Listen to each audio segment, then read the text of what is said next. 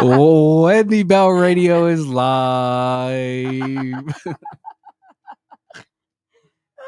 Oh my goodness. Good morning. It is a rainy day. I think I'm drunk. I feel like I'm drunk because it's like this stormy, yucky day outside, and it's sort of like this blanket of like, bleh, but it's spring, and so it smells good out there, and it's not cold, so it's really not a big deal, and things are blooming, and you're sort of like, but I think you're right. I think everybody needs a nap. I wish I could. This is that napping weather. Yeah, totally. You're just like, you know what? I'm going to go home and lay on the couch. See, if I nap, it ruins me. That's why I can't nap. Yeah, a couple of my kids are like that too, where they're up all night if they take a nap, and then they drag around all day, and you're like, why don't you just go take a nap? And they're like, I won't be able to sleep. Okay. What's up, everybody? Good morning. I love the thumbnail today. And, you know, it sounds kind of harsh. Democrats are America's disease, but I stand by that 100%. Every single thing that I read about, it's like more of this virus that's weaving its way into our normalcy. And I'm done. Time to freaking shock it, excise it, do something. Good morning, Just Browsing. Where's everybody tuning in from? We haven't done this in a while. Producer's booth. You don't like this gay tranny music. Well, that's hurtful.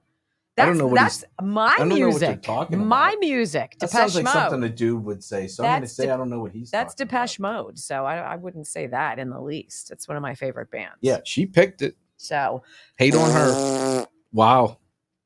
Take that. I'm going to Gettysburg in a couple weeks. Should I bring you anything back?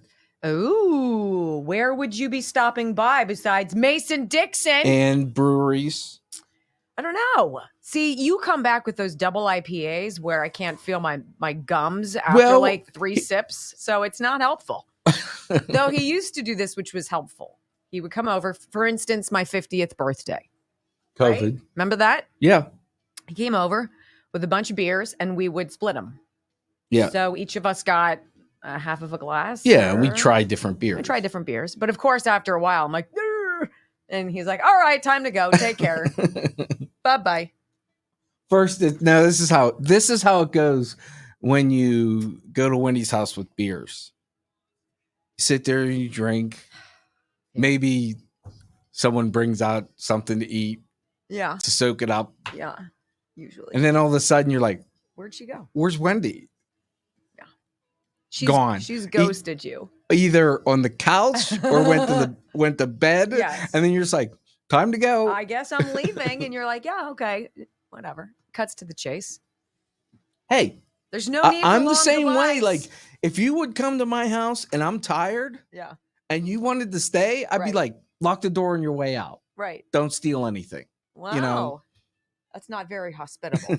I'm trying to look less like, what's the name of that creature? I need Gossamer? Gossamer, I think is his name. Gossamer from Bugs Bunny, the hairball. The red thing? I said I look like the hairball today. And he's like, Gossamer. I'm like, oh, that thing has a name? I love that character. It's a great character. Anyway, yeah, Flight of Ideas, that's where we are. And I can truly admit to you, as everybody's telling us where you're watching from, good morning.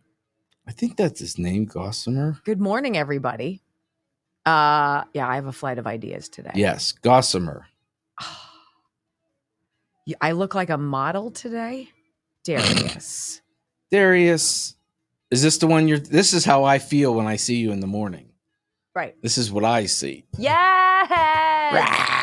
Yes. But it was that great Bugs Bunny where he's pretending to do his hair and he puts in like perm rods. Well, no, this is more me trying to get the hell out of there. Wow. Duly noted. Yeah, no bruises on Wendy today. Bruises? Let's hope not. Well, I talked to Jake Lang, by the way, this morning at 3:45 a.m. He is overjoyed by you guys. He was overjoyed. Look, you're getting a phone call. Who? You. Don't say that. Why? Oh, I know what I gotta do. he was totally blown away. So, Ultra, I'm going to share with him, Ultra, your video. Would you mind emailing it to me at wendybellradio@gmail.com? I'd love to send that to Jake in prison, and he will then share it. Holy cow. I know, right? Almost missed it. It's coming. 2, 1. Welcome to your daily dose of facts to fight off the liberal gaslighting. You can be in the middle of a hurricane. You have sanctuary in the city of Chicago. Or you can be on a calm day. North is still north. You could be in a thunderstorm. I am angry. We are not going back. Not ever. North is still north. People can yell at you. The hell with the Supreme Court. We will defy them. North is still north. It doesn't change fundamental things. And in this business, right is still right, even if you stand by yourself. We don't get fooled again. No. Live across the fruited plain and from sea to shining sea, we're converting the Marxist left 1 hour at a time on the Wendy Bell radio program.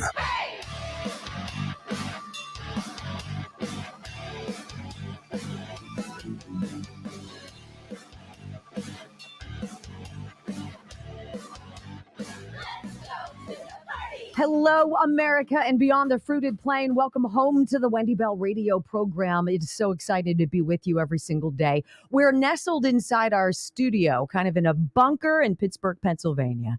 And it is storming outside. There's thunder, there's lightning, it's pouring. And it's the perfect day to kind of snuggle up with you guys and talk about what's coming. Talk about where we are today, what's coming down the road. I think we've got a positive message, a lot of negative things to talk about, but I think we're going to wrap it up in a positive way for you. And I think you're going to walk out the other side better for it. I know I always do.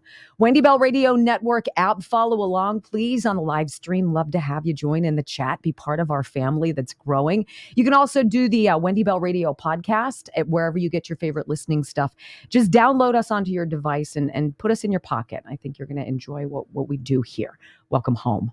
I pledge allegiance to the flag of the United States of America and to the republic for which it stands, one nation, under God, indivisible, with liberty and justice for all. Amen. I didn't used to like family road trips all that much because when you're a young family with 5 kids under the age of 8, it's a bear to go anywhere. The last 2 were twins, lugging them around in infant seats, going to the beach, driving 12 hours.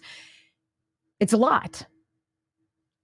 And then your kids get older and they get better, and driving kind of becomes this fun thing to do together, to look outside the window, to drive through different neighborhoods, to see different kinds of culture and beautiful nature. It's special. And you have to get over that hump of everybody. Is everybody napping? Is everybody okay? Right? Do we have enough gas? Until you finally let yourself go and enjoy the experience of going somewhere with the people you love. It's sort of like what happened to me yesterday in my house, that pivotal moment where it seems like the pieces of a puzzle are kind of getting closer together. You don't see the image yet. You have an idea. You've got the frame, right? You got a couple pieces connected. But you have a ways to go yet. Yesterday, another piece of that puzzle was placed into position, and it was really neat. We had the opportunity to either have our twins go to their cup soccer practice, which would have been inconvenient, not a big deal, but would have interrupted dinner. Or I could have made the executive decision, no, we're not going to do that today, because I want to be selfish for a moment and not have to run around and worry about how you're getting there and how you're getting back. And can I get dinner on the table before then? And how does this look? And oh yeah, plan for today.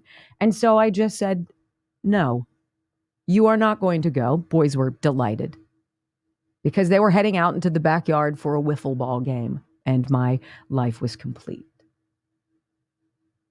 It sounds stupid. All I've ever really wanted in the backyard was grass that didn't suck. Maybe fewer weeds. Perhaps if I'm selfish, a really nice vegetable garden. It's kind of hard to do that when your backyard is the spot for the neighborhood boys to come over and play wiffle ball. So there's home plate, there's the pitcher's mound, there's all dirt. It had rained, it was muddy. And there was this color in the sky after the storm that was beautiful. And I opened up the sliding glass door to listen to them arguing and playing and laughing and running around the bases. And I just stopped for a minute. And it was nice. I started to make dinner. We had some strip steaks, some sauteed mushrooms with garlic and butter, broccolini, tater tots with truffle oil. It was pretty good. It reminded me, these are the flavors and the smells and the sounds that make life delicious. My birthday's on Thursday, and I don't tell you that for any other reason other than the boys have been given a task. I'm not a big birthday gift person. We're not bananas birthday people. Just to know that a few people in your life are thinking of you and love you is the greatest gift in the world. But I gave them a task, and I said, look, I'll pay for it. You got my credit card number, scary but true.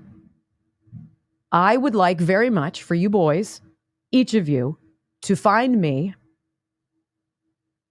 truffle oil from somewhere on this country, somewhere. I want you to research some truffle oil, which I love, and I would like you to buy it for me. I'll pay for it. But when it comes, I want you to tell me about what you learned about it. My son, Chris, why do we have to have an assignment? And Michael shot him a look. And he went, oh. And so I watched last night as over steaks, the boys on their phones comparing notes. Well, I found this so-and-so, and I went here and such. And I felt like I could burst. I don't care about the truffle oil. I love that they were huddled together talking about something that mattered to me. Them. These are the little moments that you don't take a picture of. You don't write down in your diary if you have one. But you also don't get in the car and go to soccer practice and destroy. Every now and again, you just got to say no. And you got to step back. And you got to breathe it in. I share this with you not because I feel joy, which I do, but because we're on the cusp of this collectively in this country. Things are going to get better. There is a light. I believe in that. It is coming. And there is going to be a process by which a lot of the things that have been so wrong, so hectic, so expensive and stressful and peace stealing, if you will, those things are going to be made right. And when I tell you that I believe that we were made for this moment, that I believe that those of us with children right now, school-age kids, you were made for this moment. To explain to your children how close we got to losing it all, and how many people had to come together to work to make sure that didn't happen. It's tough sometimes in this business because it is my job to read, to listen, to pay attention, to follow trends, to try to give you from a mom's common sense conservative perspective how I see this great nation and all of the people in it, and so many of the people who are running around chasing something elusive because they haven't stopped to be honest with themselves. Some of them won't ever, but some of them are going to come around. Like the pieces of the jigsaw puzzle on the table. You'll start to see the picture. And your hands will move, and you'll start lining up those pieces. And every single day, you will get closer and closer to what we all want. We want our country back. We want our children back. We want our safety back. We want to surround ourselves with honest people who aren't perfect, don't pretend to be, but who tell the truth, who feel the way we do, and are willing to do the job to make sure the next chapter is as delicious as what we've already experienced. I'll be thinking of you when I get my truffle oil and the boys roll their eyes and tell me where they got it and what it's all about.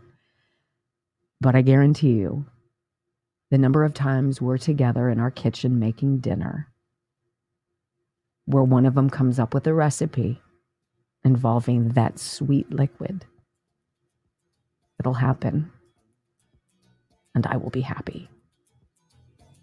Quick timeout. When we come back, Joe Biden has a bigger problem than Donald Trump, I'm afraid. Yeah, and it's coming out. There's no way to keep it under wraps, ladies and gentlemen. We'll drop the details on you next on the Wendy Bell radio program.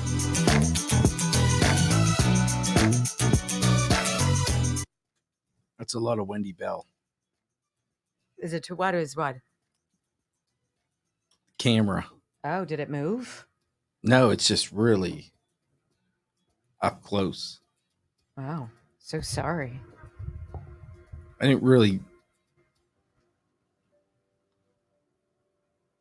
Hey guys, Field of Greens, feel better, look better, be better, have your body, your digestion move better, have your hair be shiny, your nails be stronger, your skin almost glow. I mean, I have a filter on, so I can kind of fudge it a little bit. But Field of Greens, it's not complicated. It's in a jar. It is a scoop in cold water. Shake it up. Enjoy it. It tastes good, and it has all of these essential vitamins and minerals for you. Fruits and vegetables, whole organic fruits and vegetables, plus ingredients that have been chosen on purpose by professionals, by experts, not experts, but actual experts, including licorice, green tea, turmeric, and ginger. If you know anything about Asian healing, you would see a lot of these ingredients in their medicinal stuff. Well, you're going to find it in Field of Greens. Fieldofgreens.com, promo code Wendy, 15% off your first order. I think you're going to like it. I love it. 15% off. And if you subscribe, you're like, this is really good. I'd like to get it every month. They'll give you 10% more off. Can't beat it. It's like $35. It's nothing. Pretty cheap. Or maybe it's more than that. Buy Optimizer's $35. Field of Greens is what's going to cause the haircut color. Oh, I know, right? Earlier. I'm like a calico cat. It's like brown, there's gray, and there's black. It's just, I don't know. Got a lot going on in there. All right, well, I'm trying to focus. I'm struggling. Is it working? Anybody fooled? You made someone cry, I saw. What? It was the greatest night. It was so nice. I'm not centered. My hand is shaking. All right, come over here, baby. All right. See, it moved in? I didn't move it in. It wants to be closer to me. There you go. It wants to be closer to me. Brock doesn't want me too big in the screen. It's a lot of me, apparently. Sorry. I don't pay attention to that per se. I lost myself in my story, in my truffle oil. I want to go truffle hunting. I want to go on a truffle hunt.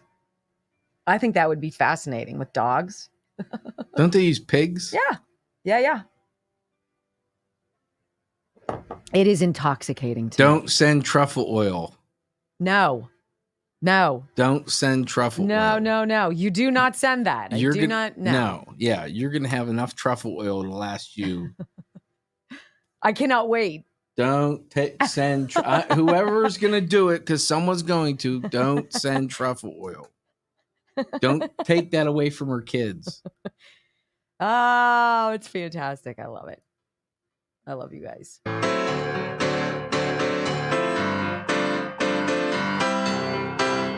You know, it's interesting. I like this article on Breitbart today. We've got some sound with Robert F. Kennedy Jr.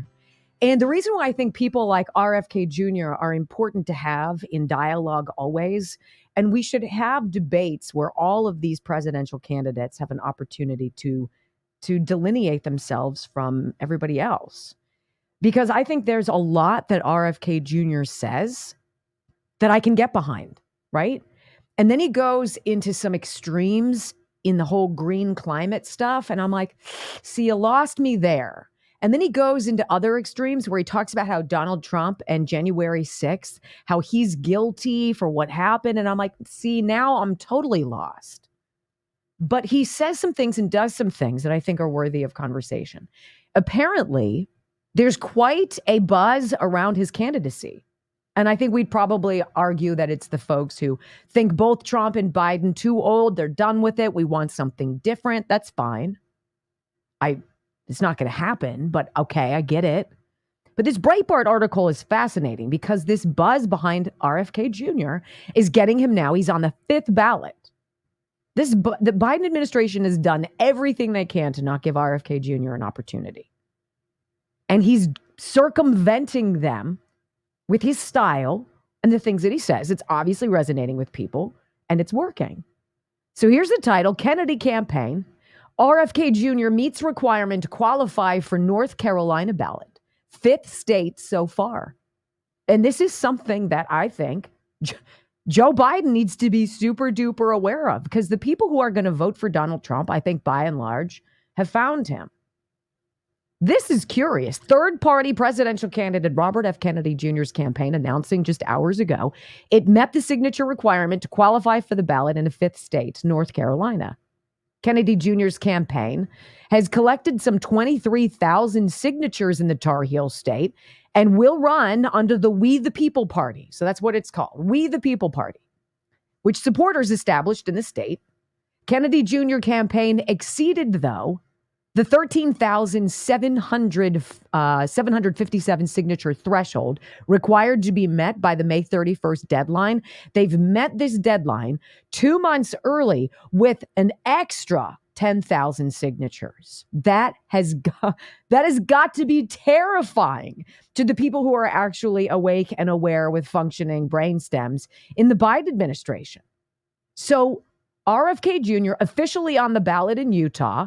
His campaign notes he'd completed petitioning in 3 other states, including the swing states of Nevada and New Hampshire.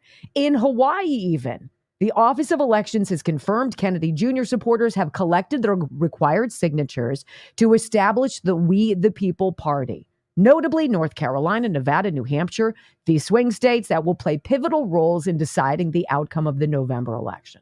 Now, this is interesting. Because when you look at the polls, when you throw in third-party candidates, you put in Jill Stein, you put in Colonel West, you put in RFK Jr., in addition to obviously Biden and Trump, and the lead nationally that we see, at least beginning to emerge, if you believe what you're seeing, the benefit continues for Donald Trump. They're nibbling away at the people who would have voted for Joe Biden. People who can't necessarily hold their nose long enough to vote for Donald Trump, but they don't want Joe Biden. They will vote against Joe Biden, and they will vote in favor of someone they believe is worthy. I think it's fascinating. Never in my lifetime have we seen, I believe, such an jockeying by one presidential administration to actively prevent political opposition.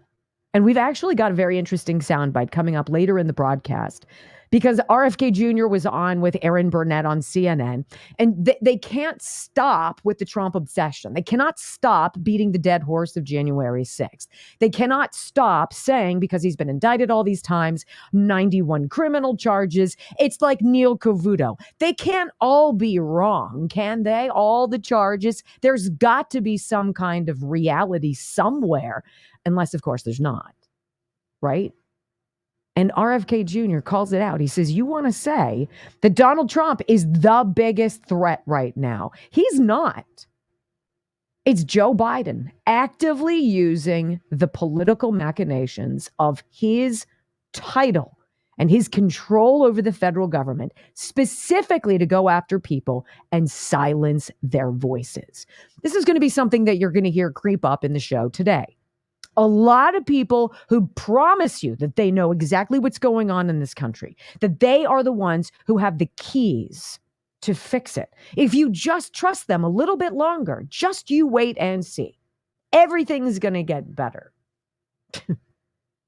If you are honest, if you truly have the data, if you have the agenda, if you have the policy, if you've not done anything wrong and have not needed pseudonyms, you don't need fake names, you don't need a ghost phone, you don't need shell corporations, you don't need a dozen family members to help you out. You welcome robust competition. You invite it because you are confident in who you are, what you stand for, and what you believe is right for America. Conversely, when everything that you pretend you stand for is the opposite, and it's all about you staying in power so you stay out of prison, so you run interference, so your family members don't get pinched, if you will, then yes, people like RFK Jr. are a much bigger threat to Joe Biden right now than Donald Trump. They have thrown everything at Donald Trump, and he is the cockroach after the fire. He's still there. RFK Jr., though, pay close attention to this guy. I think he brings some very interesting ideas that need to be heard. I don't think he's president, but I think he could be a pretty kick-ass advisor. Just saying. Interesting times to be watching this, ladies and gentlemen. Interesting time for you and for me, because this awakening is spreading, and we have proof of that. We also have a pretty big story we've got to drop on you. Julie Kelly, friend of the program, her declassified Substack about one of these cases involving Donald Trump. You've got to listen to this conflict of interest. This case should be dismissed. Next on the Wendy Bell Radio Network.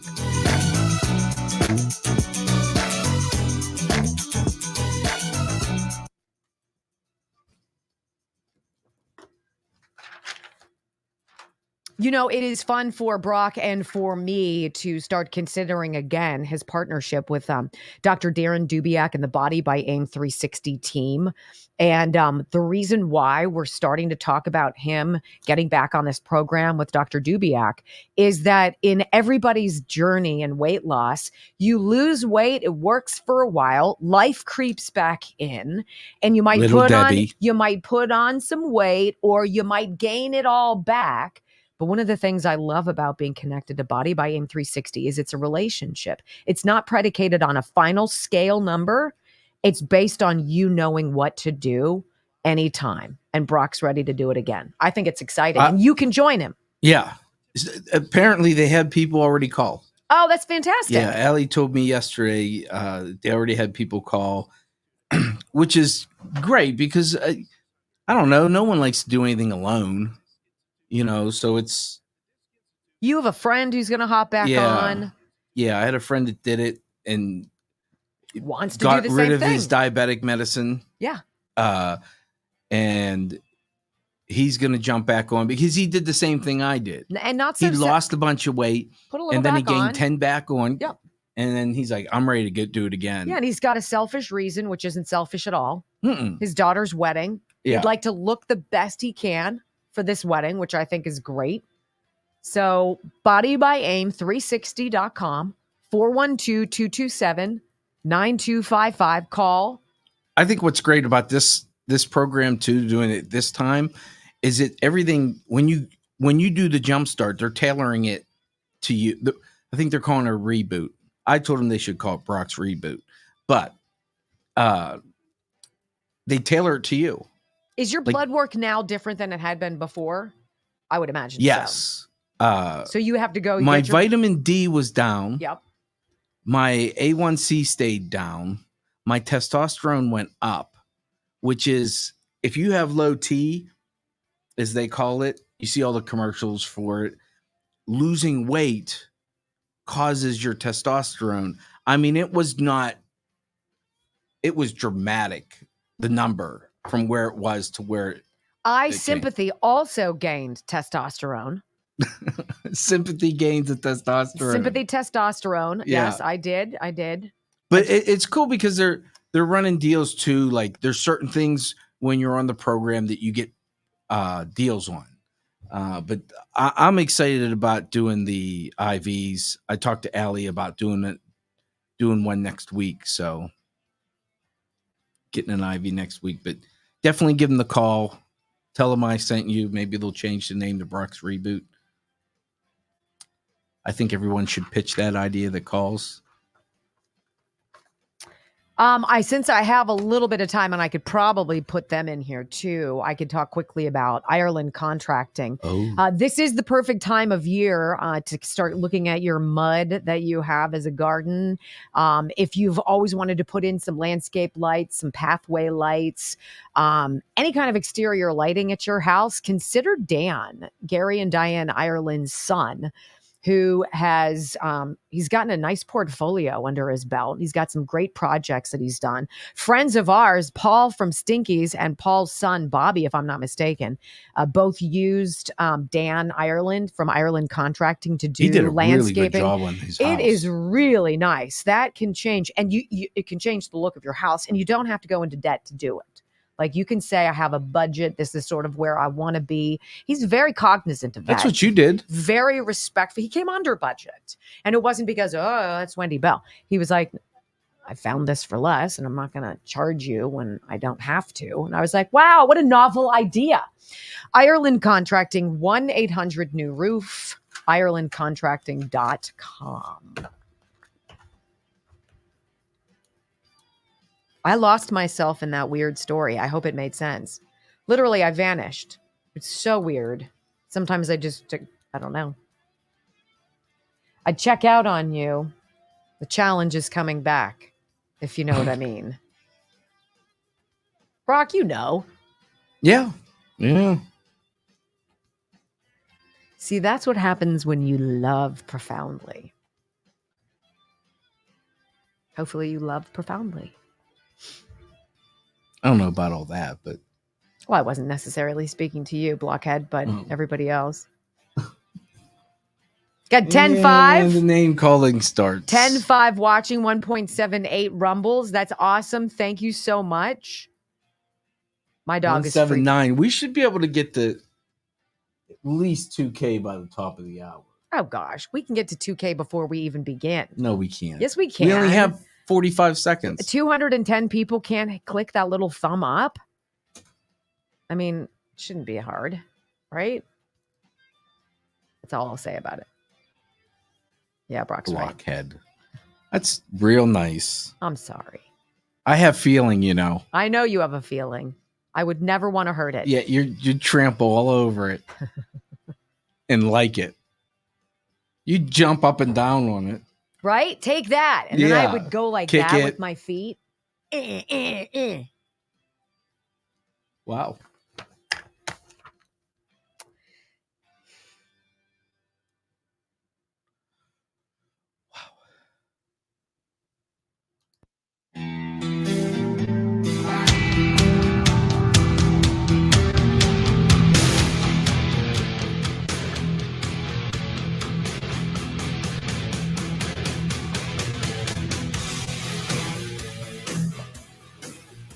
There used to be this nuanced thing in litigation and justice and all of that called a conflict of interest.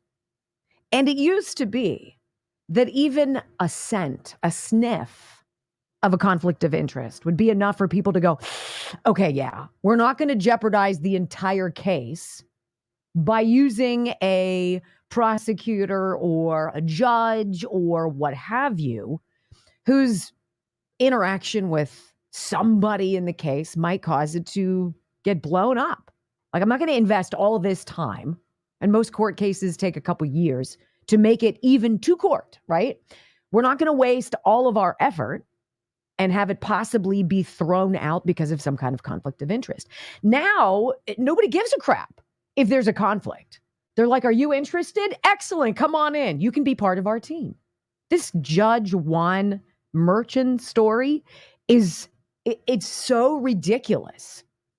So you got a judge, and I know you guys have loosely followed this because you have a life, and so you've got other things going on. So this is one of the 4 indictments against Donald Trump. So the judge in the case, Juan Merchan, has a daughter, and the daughter's name is Lauren. Judge Merchan is a New York State Supreme Court judge. He's the guy who issued a gag order against Donald Trump. His daughter, Lauren, is the president and partner at a company called Authentic Campaigns that boasts Kamala Harris and Adam Schiff and others in the DNC as clients. They also have Trump haters, obvious Trump haters, as their clients. And a Twitter account belonging to Lauren Merchan under the handle @LaurenM426 shows her profile picture, President Trump behind bars in a jail cell. Some people will tell you, that's a parody account. That's not really hers. And then you're thinking, why does it matter what Lauren Merchan does vis-a-vis her father who's overseeing this case? Well, FEC reports also reveal Lauren Merchan is a frequent Act Blue donor to Democrat candidates. I mean, I'm talking a lot. And there's this very incestuous revolving door of Democrats, Adam Schiff being among the most notable. Forget Kamala Harris. She's irrelevant. Giving money for consultant stuff like digital advertising, so social media and television and radio and what have you, right? This revolving door of incestuous giving, donating, et cetera, et cetera. And in the middle of it, the nexus of it is a loathing of Donald Trump. That is the thing that brings all these people together. So Julie Kelly has this great article, Declassified with Julie Kelly. And she's opened up a really unfortunate conflict of interest in this case that should have everybody going, what the hell are we doing? Ties between Judge Merchan's child and Adam Schiff represent major conflict in hush money trial. So what is this whole thing about, right? Oh, they say Donald Trump banged some Stormy Daniels porn star. He says never happened. Michael Cohen's part of this. He facilitated $130,000 to be paid to shut this porn star lady up. And all of a sudden now, which we understand he was apparently having sex with the porn star, and he was the guy who orchestrated this hush money story back in 2006. That's as long as this has been going on. Nearly 20 years, right? And now because the Democrats are desperate and the end game is whatever it takes, get Donald Trump off the freaking ballot. We're going to use this and we're going to work backwards. Well, Julie Kelly's busted this open. Apparently, the judge's daughter, Lauren Merchan's firm, was paid $4 million by Adam Schiff. At the same time, Schiff conspired with Michael Cohen to take down Donald Trump. Cohen is going to be a witness in Judge Merchan's courtroom next month. Does anybody out there think that's somewhat problematic? Because I do. And let's give you the details. At the end of 2019, Representative Adam Schiff, chairman of the House Intelligence Committee, was leading the first impeachment effort against President Donald Trump. After months of making accusations and conducting congressional inquiries related to Trump's July 2019 call with Ukrainian President Vladimir Zelensky, a conversation Democrats described as a quid pro quo, attempting to trade military aid for an investigation into the Biden family's corrupt business deals, Schiff and 6 other Democrats delivered articles of impeachment to the Senate. That was January of 2020. That same month, Schiff's campaign committee paid a new Chicago-based consulting firm, bing, bing, bing, bing, $600,000 for digital media buys, presumably to spread the word via email, text, and social media and online ads that the California Congressman Schiff planned to oust Trump in this impeachment. Isn't it gross that you have to go market what you're doing? Like, if you've got the goods, you don't need to get insultants to come in and help you convince people that you're on the right side of it. But when you're on the wrong side of it and you're dirty and you've always been dirty, you know, because you're used to not being trusted, that you need somebody to help grease the skids. Well, enter Judge Juan Merchan's daughter. The firm, called Authentic Campaigns, is headed by Lauren Merchant, the 34-year-old daughter of the New York judge, now overseeing the so-called hush money case against Trump. Judge Juan Merchant just set an April 15th trial date for Manhattan District Attorney Alvin Bragg's multi-count indictment, accusing Trump of falsifying business records related to a payout made to former porn star Stormy Daniels over an alleged sexual encounter, which Trump repeatedly denies. Now, contrary to all this hand-wringing, these assertions that the former president and his allies are unfairly attacking Judge Merchant's child, who's a 34-year-old woman, Lauren Merchant's lucrative contracts with some of Trump's most prolific enemies are fair game. Her ties to Schiff are especially troubling, given Schiff's role in refurbishing the reputation of one of Bragg's star witnesses, disbarred lawyer and convicted perjurer Michael Cohen. You guys ever notice that all of the players that the left uses all have like really dirty, sordid pasts that you're asked to look beyond? Ew. Now, according to Federal Election Commission reports, this is where things get gnarly. Adam Schiff's campaign committee paid Authentic Campaigns more than $3.7 million for digital media acquisitions between January 1 of 2019 and December 31st of 2020. In addition to the media buys, Schiff paid Authentic Campaigns an extra $250,000 for digital consulting fees. During that same time period, that Merchant's firm raked in nearly $4 million, Adam Schiff turned Michael Cohen, Trump's lawyer, who paid Daniels $130,000 allegedly to keep quiet before the 2016 election, against his former client. You seeing how gross this is? It's not just a conflict of interest. These people are in bed and their legs are intertwined. We're talking pretzel figures, ladies and gentlemen. Merchant's work for Trump's biggest antagonist on Capitol Hill helped earn her, the judge's daughter, again, a coveted Rising Star Award from Campaign and Elections magazine in 2020. Who knew there was such a hack publication? As president and partner of Authentic Campaigns, the editor swooned.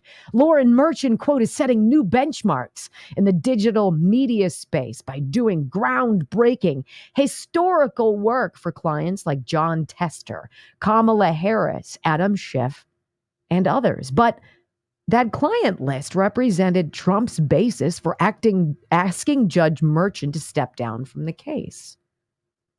This is the same judge who just gagged him.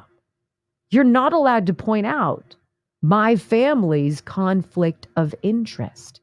You're not allowed to speak, which lets me Jen Psaki my way back to RFK Jr., saying the biggest threat to our democracy isn't the re-election of Donald Trump or anything Trump has done. It's a political operation to silence any opposing voices, starting with the presumptive front runner. Your Honor should recuse himself from this case. Trump's defense attorneys wrote last May. Your Honor's daughter, the close connection to President Trump's political adversaries and her work at and financial interest in a firm which is deeply ingrained with Democratic politics, raises real and legitimate concerns about this court's impartiality. The financial well-being of Your Honor's daughter depends, at least in part, on the success of Authentic Campaigns, her company. And Authentic's business model is one that requires it to attack President Trump and support individuals and causes in direct competition with him. Period. Now, the judge who's presided over numerous Trump-related cases and will oversee the May trial of longtime Trump confidant Steve Bannon in New York for alleged fraud denied Trump's request in August of last year, denouncing Trump's speculative and hypothetical scenarios as to how the judge and his daughter would profit off the court proceedings against Trump. Merchant attached to his order a 3-page analysis to bolster his decision not to recuse. You need to know these things. There's a reason Donald Trump needs Truth Social.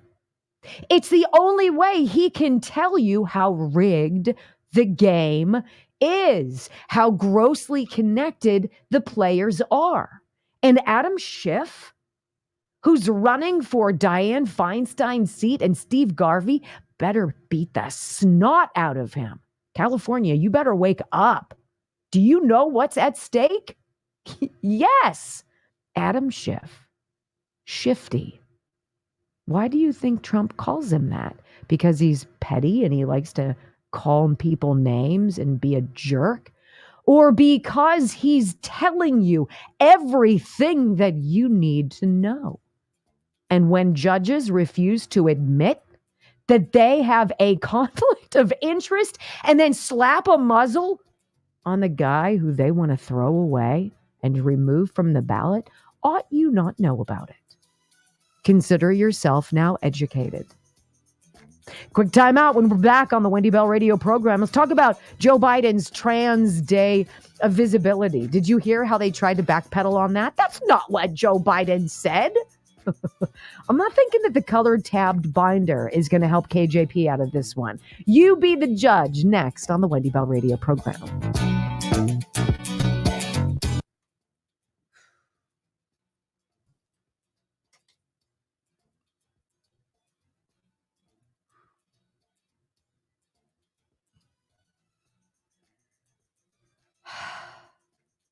It's so disappointingly gross, but it's coming out. It's like the puzzle with my kids. They're seeing it. They get it. They understand what I've been telling them. You're part of a herd. You protect the herd. You nourish the herd. You look out for each other. It's happening. It's happening. It doesn't feel like it's happening, but it is. My heart is racing thinking about it. I know, I've got mental issues. Mm-hmm. Thanks, Brock. You know what? I should just pass out in here and then see how you would carry on. I think that would be great. Mm-hmm. As my hands are shaking and my heart is racing. That's how I feel about all this, right? Let me tell you about Texas Bullion Exchange. They just go by texasbullion.com. And, if you worry, obviously, about all of this stuff, about centralization of everything from the electric grid to our currency, to giving the World Health Organization unilateral ability to decide what we need to take and when, I'm not giving up my money. I got to make sure that it's safe and that we have it invested in things that are tried and true. And precious metals definitely are that. So whether you want gold, you can get gold coins, you can get gold rounds. I'd love to know what a gold round looks like. I've got to investigate that. I'd like to get one of those. I'm assuming it's round. Yeah, I'm thinking I need to get it in my hand. I'd like to feel that. gold bars. You can get them physically. I'll take one of those. Physically in your control, or something that you invest in via paper in terms of your portfolio. Call Texas Bullion 855-927-5557. 855-927-5557. TexasBullion.com. And if you get one of their coins, one of their certified coins, which is great, and I totally encourage particularly grandparents, start something like this with your grandkids, right? I think you're really going to enjoy it. You'll get 10% off using my name. Someone says your heart's been racing a lot. You might be over caffeinated. That is a distinct possibility. I love Crescent Mountain coffee. Honest to good, very basic, I think. And it gets me going, and I make it strong. Brock, you can attest. Yeah, I put hair in your chest.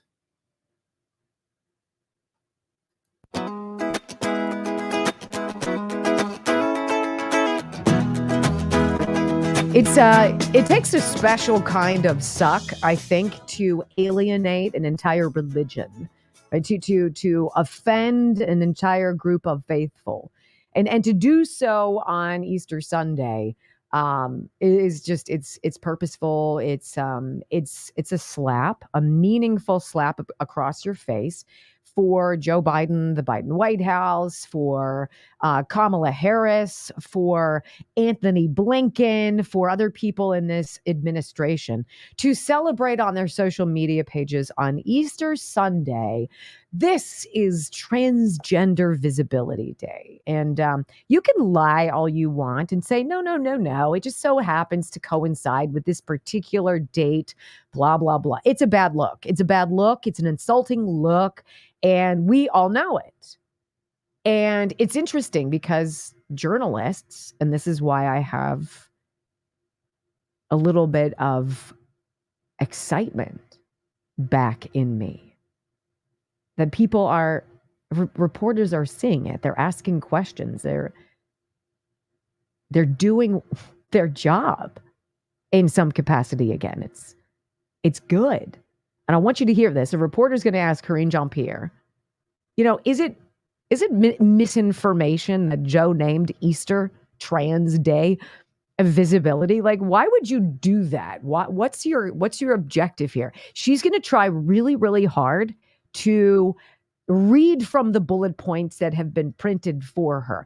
I'd love to just say, if you would just close the binder and be able to speak authentically and to believe in something, because she doesn't believe in what she's saying. She's been told to say it, and there's a difference. And America can feel and hear and taste the difference. And you'll hear it now too. Listen. So the criticism over the Transgender Day of Visibility, the White House said that the president wouldn't abuse his faith for political purposes. Does the president think that's what Republicans are doing on this? I mean, look, just a couple of things, and really so surprised by the misinformation that's been out there around this. And I want to be very clear. Every year for the past several years, on March 31st, Transgender Day of Visibility is marked. And as we know, for folks who understand the calendar and how it works, Easter falls on different Sundays, right? Every year. And this year it happened to coincide with Transgender Visibility Day. And so that is the simple fact. That is what has happened. That is where we are. And I do want to say a couple of things because I think it's important here. As you just stated in your questions, what we've been hearing out there, a lot of misinformation done on purpose. And as a Christian who celebrates Easter with family, President Biden stands for bringing people together and upholding the dignity and freedoms of every American. Now, sadly, and it's not surprising, right? It is actually unsurprising that politicians are seeking to divide and weaken our country with cruel, hateful, and dishonest rhetoric. It is dishonest what we have heard the past 24 hours. It is untrue what we heard over the weekend. Oh, did you guys fall for that? You buy it, all of it, when you have to read it? It's so bad. It's so bad, but it's delicious, like my truffle oil. We're just going to kind of drizzle a little bit over that, right? It's still terrible, what she's saying, but it's now palatable. You can digest it. I'm like, oh, I can see right through you. See, the funny thing is, Karine, it's exactly what Joe Biden did. It's exactly what he said, and everybody knows it. So here's a Breitbart article, which is hilarious. Joe Biden reportedly denied declaring Easter Sunday the Transgender Day of Visibility, despite issuing a very clear proclamation on Good Friday, which stated in part, quote, I, Joseph R. Biden Jr. He didn't put in one of his aliases, Brock. He could have put in Robin Ware, so-and-so Peters. Yeah, and everyone would have been like, Who? I don't know who this guy is, but yeah. Joseph R. Biden Jr., President of the United States of America, by virtue of the authority vested in me by the Constitution and the laws of the United States. Don't you have some patriotic music we can pipe in? Well, he could also ask the Oyster Bunny to put out the proclamation. Is that what he said? He called him, hey, let's get the Oyster Bunnies up here. I thought, that's not a stutter. That's the wrong word. Right. Do we have any cocktail sauce and horseradish? Maybe some lemon wedges for the Oyster Bunny? The Oyster Bunny's getting me excited. Maybe some saltines. I proclaim, with the virtue vested in me by the Constitution and the laws of the United States, I do hereby proclaim March 31st, 2024 is Transgender Day of Visibility. He did not, said Karine Jean-Pierre. Okay. Well, it's right. It's right here, sisters. So unfortunately, Biden's denial, obviously blatantly false. And it's so rich. Now, let's be fair to Joe. It's not like he's doing anything. No, Someone else is pulling the string. So he actually, probably the first time, he didn't lie. He probably did not issue the proclamation. Somebody did it for him. It's just so terrific. And so this, I don't even have to go into all of the specifics on the ridiculosity of this, because the time from the lie to the exposure to the backtracking, cover up, further lie that creates the snowball that then rolls downhill and gets bigger, it's shrinking. You know, it's not taking us 2 years anymore to realize that we're being lied to. We're not taking people at face value anymore. We're assessing their track record. Do you have credibility to stand here in front of me? And do you deserve my trust? And the answer for more and more Americans and more slices of life is no. That is triumphant. Rejoice. You were made for this moment. Quick time out. Hour 2 of the Wendy Bell radio program. America the Unsafe. The way they've twisted crime numbers to purport that Joe Biden's America isn't as dangerous as you know it is. Next.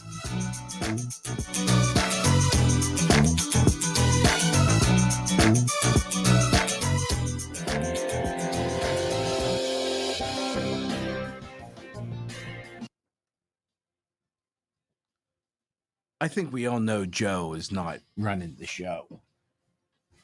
And someone probably slipped a question in like, why did you do that?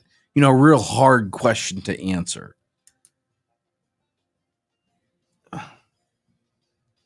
I saw a meme, and I agree 100%. They should have Trans Visibility Day on April 1st. That would make a lot more sense. Because to 99% of America, it's a joke. That you want us to believe and live your life. Listen, you want to live your truth, you go ahead and live your truth, but I don't have to be involved in it.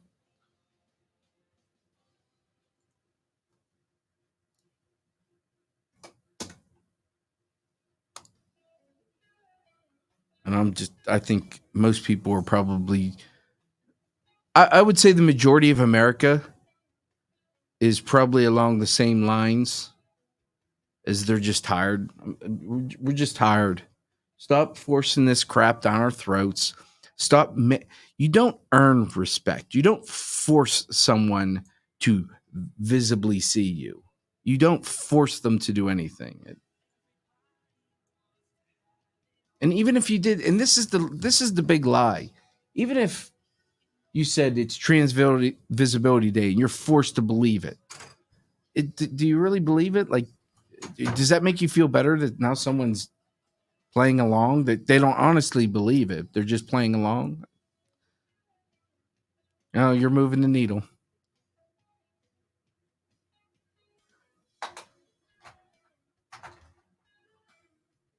I never saw the movie Bird Box. I don't see a lot of movies. Most of the movies I see are old. Like on Easter. You know what the best part? No, don't get mad. The best part of Easter? The 10 Commandments comes on.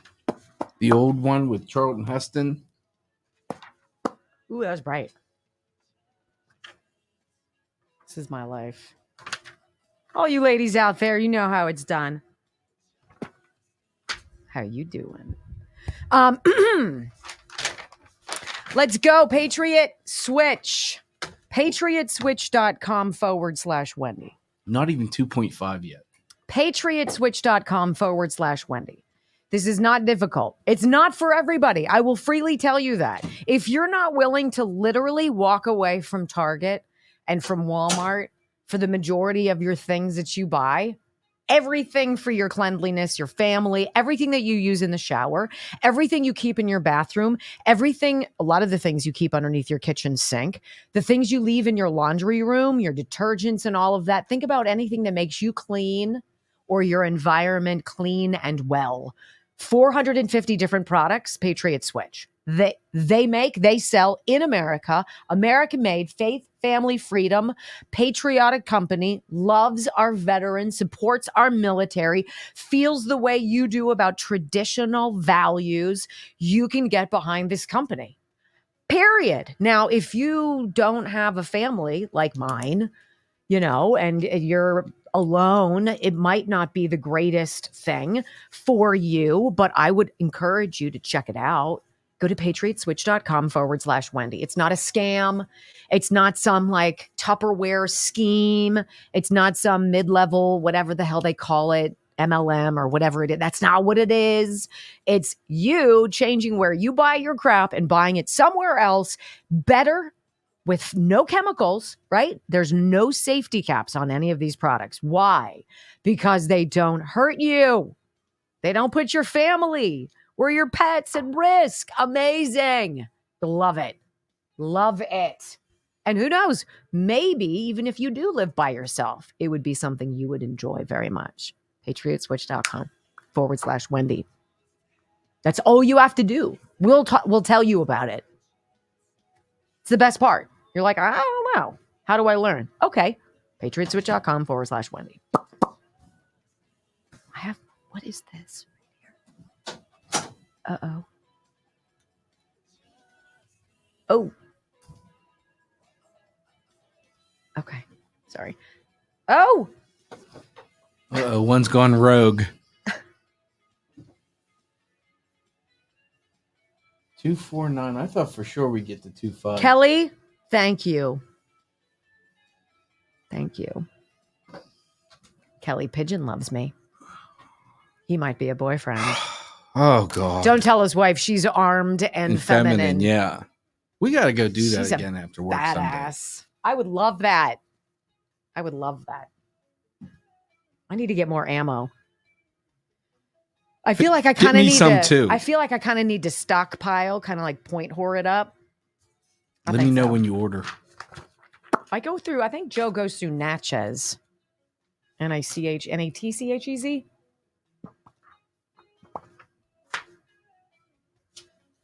Let's see. Wow. 251. Not even 3 yet? I'm not going to beg. I'm not going to browse. Yeah, I'm not. I'm merely pointing out the facts. That's all I'm doing. Well, if you're new to the show, hey, we're inching up. It's fun because we start in the 4s and the 5s on X, which is really fun because we used to get like 8 people. What did we get? 8 8 or 9. I think we topped out at 11. Yeah, we were like, what? 11 people on Twitter are watching? And now it's up to 738. By hour number 3, we'll be up in the 1200s or more. So it's fun. It's just great to have you guys. We get paid to sit here and love you. You get paid? Oh, you have no idea.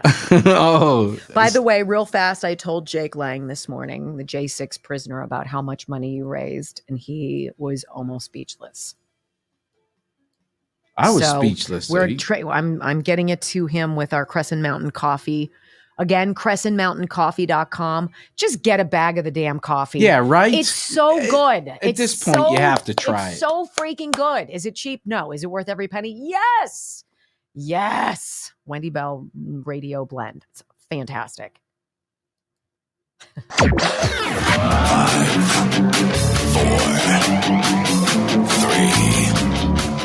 2, 1. Wendy Bell. Inspiring solutions to save America, one show at a time. Are you ready to get on board? They believe that they can destroy this bond that exists between you and Trump if they somehow make Trump look bad, make Trump look like a reprobate, embarrass you about Trump. They can't do it because you came before Trump. Desperately want Trump gone, and I know that they desperately want it codified that Trump cannot run again, because make no mistake, they remain scared to death of you, and they remain scared to death of Trump. Trump, 75 million, 80 million votes. And I'm going to tell you, you're not going anywhere. Even if Trump does, you're not. Which I think remains one of our big campaign strengths going forward. They can't separate you from Trump. And more importantly, they can't separate you from the ideas. They can't separate you from MAGA. They can't separate you from Make America Great Again. From sea to shining sea, 3 hours of bold truth and excellence. The Wendy Bell Radio Program.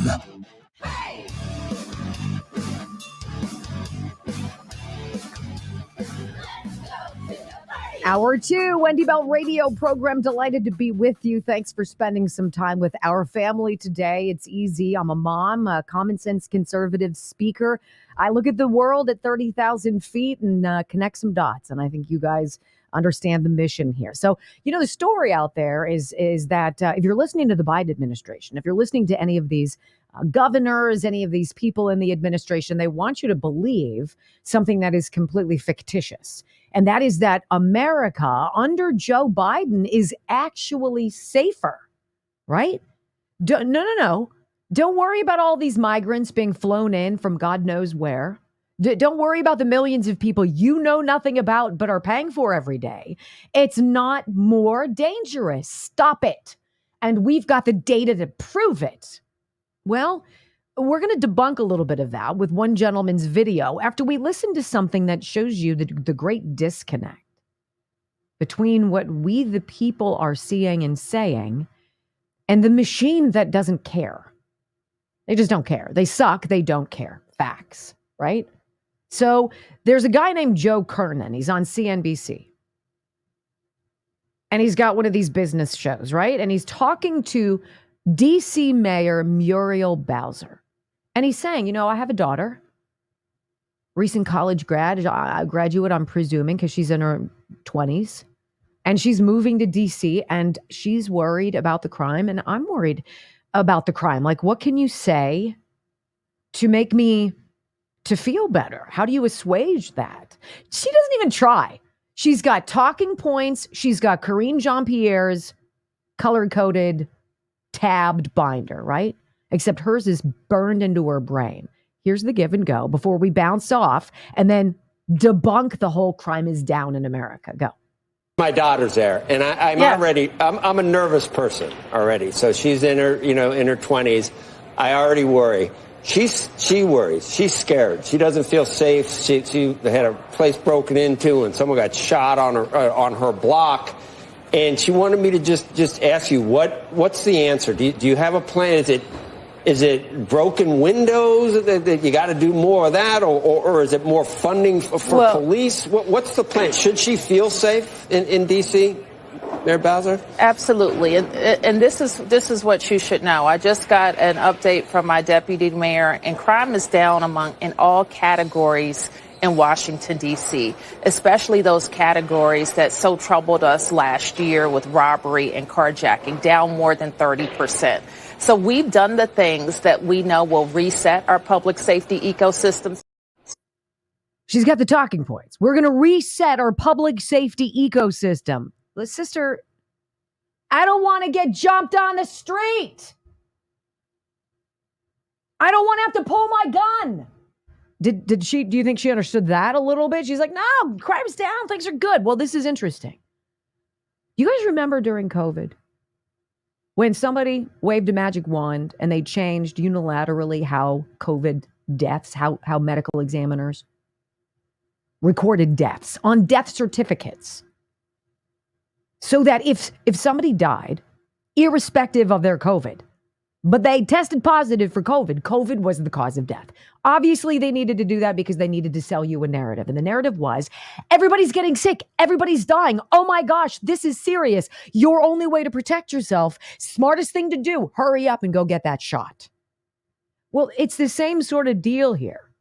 Because the gentleman whose TikTok handle is the older millennial one, has dug into some data and he busted out a 2-minute video telling you don't believe these garbage numbers because they're not reporting the major criminal epicenters, LA, New York, DC, Baltimore, Miami, right? They're not reporting their crime per the DOJ. And when you take all those crimes out of the national average, what do you have? Crime is down. Oh my gosh. That's crazy. With all these migrants and all this crap going on. I mean, all the videos we see on social media of people getting punched in the face by thugs, right? The smash and grabs, the looting. I must be wrong. I guess it's safe. Well, let's dig into that. Here is that video of the Biden administration excluding data from the most violent cities in America by changing the way crime is reported. And by the way, these are Soros cities that are not reporting their crimes. Go. We've seen a ton of liberal creators try to claim that violent crime has gone down since Biden took office. We even had Rolling Stone write an article about it. They claim that murder has gone down 13%. They claim a 6% overall drop in violent crime and even a 4% drop in property crime. Now, here's the funny thing. If you were to just look at the numbers from Biden's DOJ, it would appear that they're right. Murder and violent crime have declined under Biden. However, there's a very good reason why those numbers have gone down. And that's because 2 years ago, the DOJ changed the way that local police departments report the crimes to the federal government. It's so weird. It's almost like when they opened the borders, even though that was Donald Trump's fault, they inherited that broken system. It was a total crap show. I mean, you guys remember, right? Right. They knew this was going to happen and they needed to find a way to counteract that. So you didn't vote based on your feelings of physical insecurity. Beyond that, let's figure out what these guys actually did, because it used to be required that all the cities and all the states had to disclose to the Department of Justice their crime information. Until 2 years ago. Go. Whereas that reporting used to be mandatory, now it's optional. And since it's optional, only 44% of all police departments reported all their crimes. Another 24% partially participated, but 32% of all police agencies didn't report anything. That's curious. So you're going to take your numbers and you're going to, at a minimum, you're going to reduce by a third the number of data points you're going to get in. It's like fiddling with the scientific experiment, right? It's exactly what they're doing. We're going to take out information that could muddy our results. And we're going to present to you something that's bogus, because that's the story we need to present to you. We're working backwards. So that's what we're doing. Now, it required this gentleman to actually do some digging. This is where the excitement, where I say to you, you were made for this moment. You were made not to take things at face value, but to be inquisitive, to ask questions, to get that bug in your bonnet, right? I gotta find out. This guy did. What did he find out? He found out some pretty big name cities have decided not to disclose their crime data to the federal government. Listen. To include the LAPD, the NYPD, Miami Police Department, Chicago Police Department, as well as DC and Baltimore. So if you were wondering why the DOJ's numbers don't seem to match up with what we're seeing in reality, it's because they don't. It's because they don't, on purpose. It's obvious. And then he says, you know what? So when you take 0 crimes from these big cities, what do you think happens to the percentages? Go. And here's the most embarrassing part. They haven't accounted for a single crime from the LAPD. They haven't accounted for a single crime from the NYPD. They haven't accounted for a single crime from Miami. They haven't accounted for a single crime from Baltimore or DC. And they haven't accounted for a single crime from Chicago. And they still only managed a 13% decline in murder and a 6% decline in violent crime. Can you imagine how off the charts those numbers really are? You want to take all these huge cities out of your mix, and then your violent crime only goes down 13% and murder's only down 6%. It means it's off the freaking charts. You're not supposed to know that. And finally, imagine how many people have actually gotten murdered. Listen.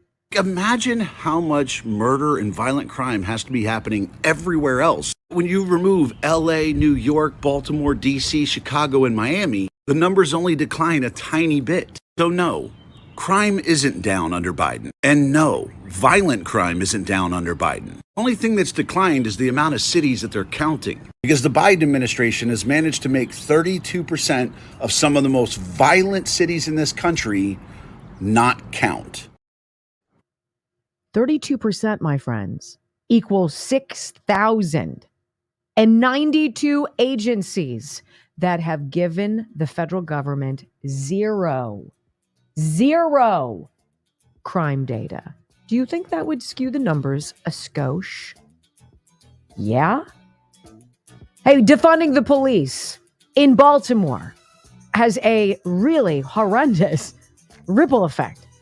And it takes us to a very busy port coming up in just a minute, right around this break.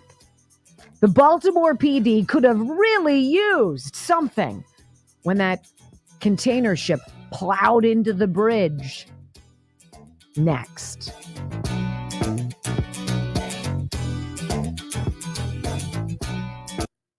Dirtbags.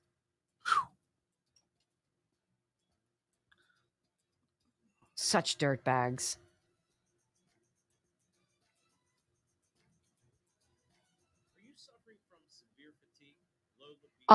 Okay.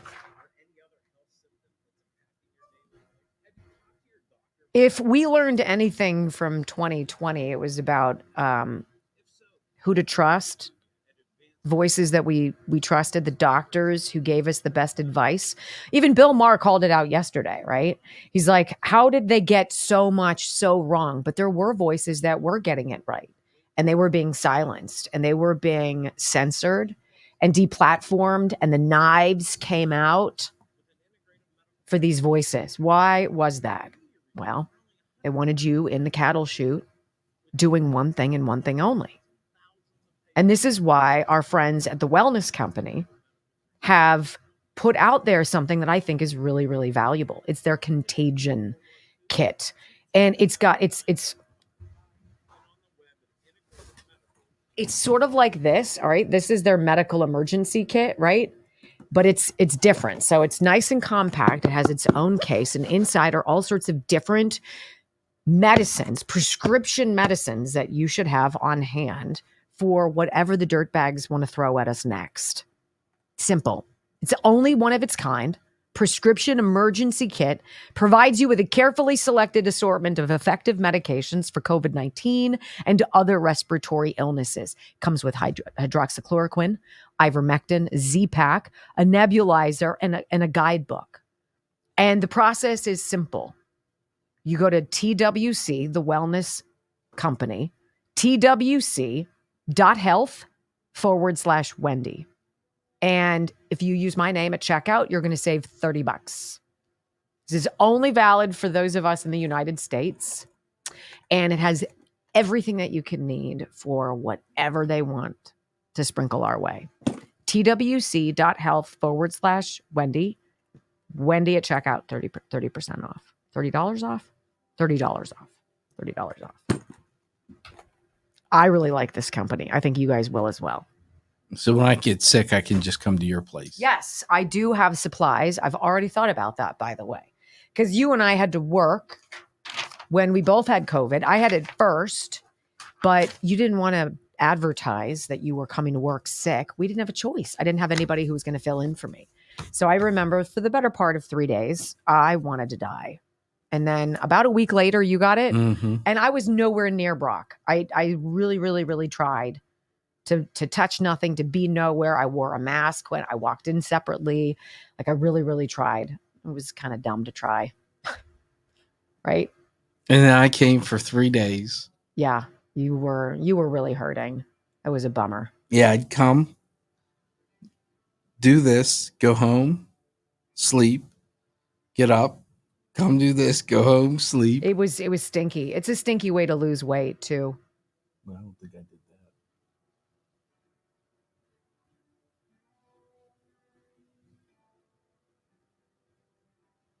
That's why, and this is going to sound like a plug, but that's why I like the IV so much.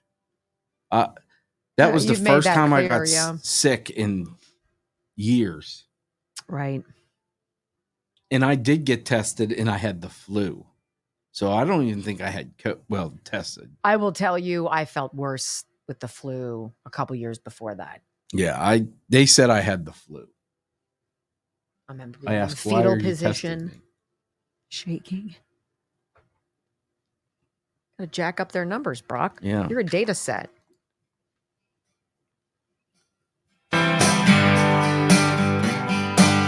So in today's you get what you vote for or what you don't pay attention and they steal from you category.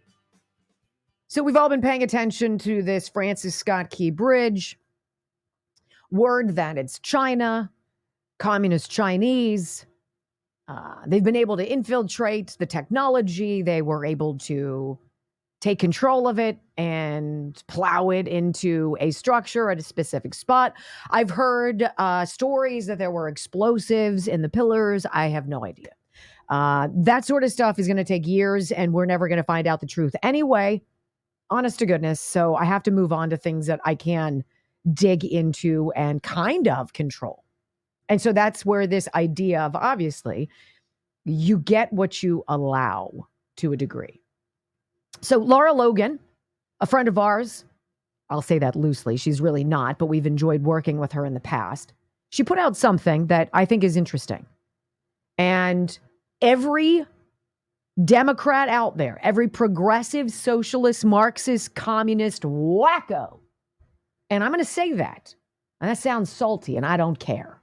Because you are wacko when you stop thinking critically for yourself and do your own due diligence, like that gentleman on that TikTok decided to do some research. Oh my goodness, what did he find? Well, Laura Logan, Baltimore update. Baltimore Police Department's Marine unit was defunded as part of the Defund the Police movement in 2020. So no divers are available for the search, rescue, and recovery. No boats in Baltimore of their own. It's kind of a bad result of a really stupid message that cops are racist, gunning for black people. Factually incorrect, if you wanted to look at the data, completely, and I will school anyone who would like to. This is your result.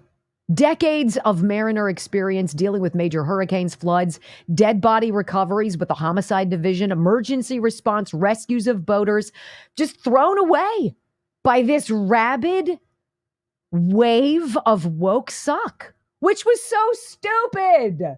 Right? Who in their right mind would be like, you know what? I think that there's just way too much money going for the cops. I think our cities are just fine. Let's take them away. Said a moron.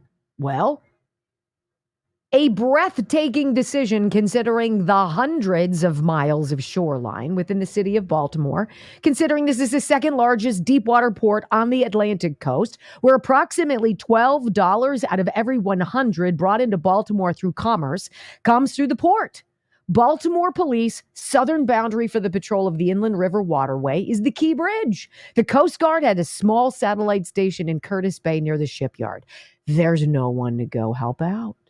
Doesn't exist anymore. From a senior Marine unit officer retired after the bridge crash, she writes, the official story of loosening control of the steering because of a power failure is simply lies. The big question is why? What is already inbound that the federal government doesn't want anyone to know about? It is my belief that a vessel like the Intrepid, properly maintained and crewed, this is the Marine unit that got defunded in June of 2020 when we didn't, but the left did, started glomming onto this defund the police nonsense, which now has not a single person in my community of Pittsburgh, Pennsylvania, from the hours of 3 to 7 a.m., not one live human being at a police precinct anywhere near me. If something bad happens, if somebody breaks into my house, I'm supposed to try to get a video of it. Right? Hope for the best. That's fantastic. It is my belief that a vessel like the Intrepid, properly maintained and crewed, could have possibly made a difference in this situation. This is what this retired guy says. My answer is conditional because I don't have all the information. The water is still cold out there. How long a person would remain functional and not succumb to hypothermia is not known. All the persons who ended up in the water had apparently fallen from the bridge deck and were possibly injured from impact with bridge wreckage. The Coast Guard, if on standby at their facility in Curtis Bay, would have been closer to the incident and probably arrived before the Marine unit would have been responding from whatever they're saying, Boston Street. What he's saying is, you took away the main tool in the second largest port, right? The second largest deep water port on the Atlantic coast. And because of woke garbage and nobody saying, that's stupid. Why on earth would we do that? You get conditions that are ripe to be manipulated and abused and used to do harm against us by design. By design, to make you unsafe, afraid, and willing to let the government continue growing, continue spending, and continue their corruption in perpetuity. We were made for this moment. Quick timeout. When we come back on the Wendy Bell radio program, can DEI make your plane fall apart mid-flight? Well, we're going to look into that. A lively discussion next on the Wendy Bell Radio Network. Some of you've asked where you could see that video by the gentleman talking about crime statistics. Why don't you guys tell me this stuff? So I put it on top of my Twitter page. WBR Brock on Twitter. You're supposed to have my back. About what? I had a huge curl sticking out the top of my head. So what do you want me to say while you're talking? No. Something. Welcome to my world, getting blamed for everything. Hey. You name it, I've been blamed for it. Well, I can only blame Joe for so much. I have to go. I have to roll over onto you. The Disc Institute of Pittsburgh, pittsburghdiscinstitute.com. I know that some of you probably glaze over. You're like, who goes to Pittsburgh for a back treatment? Well, you'd be surprised. Anyone who wants fixed? Anybody who wants to avoid a surgeon's scalpel slicing into their spine. Did that create the image I wanted it to? Because it gives me the shivers. Dr. Rafferty many years ago, I'd venture to say more than 20 years ago, started really honing in on this revolutionary treatment that enables the discs between your vertebrae to grow back. So as naturally happens over the course of time, they degrade, they erode, they move, they whatever. And you've got nerves and stuff, and it's miserable. I watch my dad. I'm like, oh my God, go to the Disc Institute. You can be healed. You can be healed. And I would say Robert, thank you for the $5 for the J6 political prisoners. That's very sweet. I believe that intra-disc neutrosis, non-surgical, 98% successful is something worthy of asking about at the very least. 412-906-9600. 412-906-9600. PittsburghDiscInstitute.com. By the way, go ahead. There's been a couple people who've donated. I got to scroll all the way back. Drops, $5. G Fontes, $1.19, $5. Tideman, Pat, $5. Drops again, $5. Ma Bell, PA Bell, $5. They're really making us work after hours. So that's very sweet of you guys. Thank you. I had a really great conversation with Stuart Rhodes yesterday on my phone. He called from prison when I was driving home, and we got to talk before his phone got disconnected after about 15 minutes. That is what you giving a few bucks helps them do, because they can get credit to make phone calls and call out, and it matters. So hopefully it's going to work today right after the show, Brock, remember?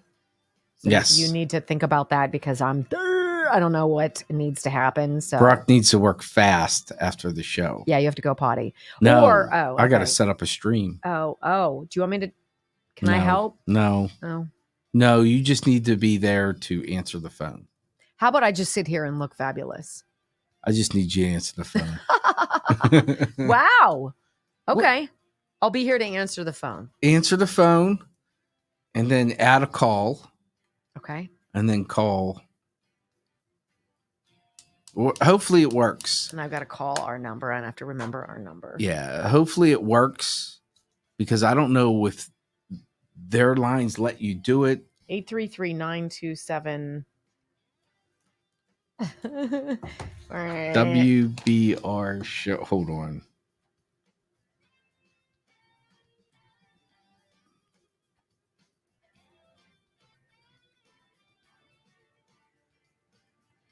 Eight 833-927-7469. 69. I was saying it slow enough for you. Wow. Hey, we're glad that you guys are here. Welcome. I hope you enjoy what we're doing. And it makes sense while we're waiting. I might as well talk to you guys about sponsor j6.com. And it's really not complicated. We actually have a video. Hold on. Let me get that. You talk about them all. All right. Sponsor j6.com. This is where we can give money directly to the J6 defendants. And this is where they get the cash for the commissary to go and buy extras that make them feel like they're not prisoners, but they are. Why is it not on there? So sponsor j6.com.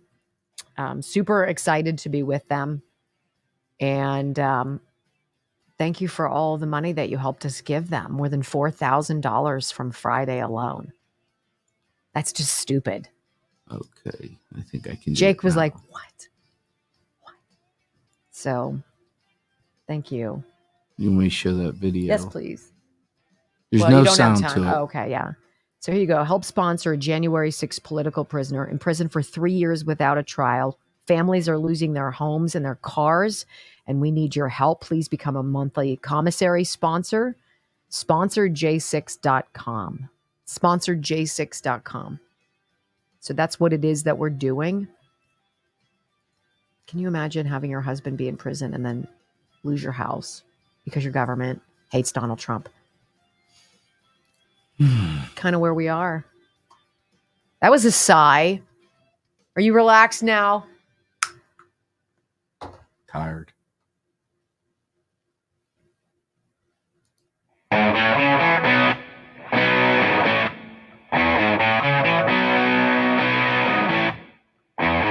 I think we got a little feeling, a pang, a tinge, if you will, maybe more like a cramp, when we found out that United Airlines was making some pledge. We will hire 5,000 minority pilots. I don't care what my pilot looks like. I don't care what my doctor looks like. I don't even care if you're a woman, a man. I don't care if you're black, white. I don't care if you're Indian or Asian. I don't care any of that stuff. Are you the best at your job? Can you land the plane? How about that? That's where my curiosity about the demographics of the flight crew matters. That's it. That's where it ends. Can you get up? Can you get down? All right, good. We're good. Everything else in between that, it's gravy. So we're seeing these things happening, particularly on these Boeing jets, where like chunks are falling off mid-flight. And you're like, wait a minute. Like a door, just bye-bye. Are you out of your mind? How about that one plane that was taking off and you watch it, it's like, and it goes up, and then this big tire, its wheel falls off and it lands on the ground, and you should see it destroyed. Thank God where it landed, it was like in a parking lot. Just totally shredded all of these cars. Like, I don't know about you, I'm not a mechanic, but I can probably say with some certainty that that's not supposed to happen. So I don't care about your diversity and equity ideas. I don't care that you are bowing at the altar of insanity, because the progressive Marxist, socialist, communist agenda is all about twisting you up so that you're completely discombobulated, opening the door to people who do not deserve positions that involve great ability, and then pretending that it's all for the better. That's not what's happening. So apparently, according to NBC News, there are some nervous travelers out there changing their flights to avoid Boeing airplanes. Can I tell you right now that it's because of the diversity and equity and inclusion initiatives within Boeing or any of their subcontractors that is leading to these cataclysmic and really freaking terrifying problems? I can't, but can we roll the dice and connect some dots? I think so. Incidents involving Boeing aircraft have set back passengers who had overcome their fear of flying. I'm not willing to take that risk. So NBC is going to give you a touchy-feely, emotion-based victim ideology story. I overcame my fear of flying, but now I can't because I saw a door fly off. Like, I kind of get it, but that's not really the story. Let's drill down on what's happening. Who are the people with the machines? Who are the people who are supposed to be trained as the machinists? Are these the best people? Or are we just passing through the public school system? We're changing the SAT requirements. We're changing the entrance requirements in schools and colleges. So more people who don't have what it takes normally to get there have a position waiting for them, because that doesn't muddy down the gene pool at all. That doesn't take a highly extraordinary school, perhaps, and water it down into meh. Of course it does. And there's nothing racist about saying that, by the way. So NBCnews.com, one nervous traveler touches the outside of the airplane while boarding and prays before takeoff. Another brings anti-anxiety medication. A third has been watching YouTube videos narrated by pilots to understand what happens during flights. This is a news story. This is an NBC News story. Such rituals have helped anxious passengers overcome their fear of flying. But in recent months, several travelers said news of issues on Boeing planes has made these strategies insufficient and has threatened their ability to walk down the jetway.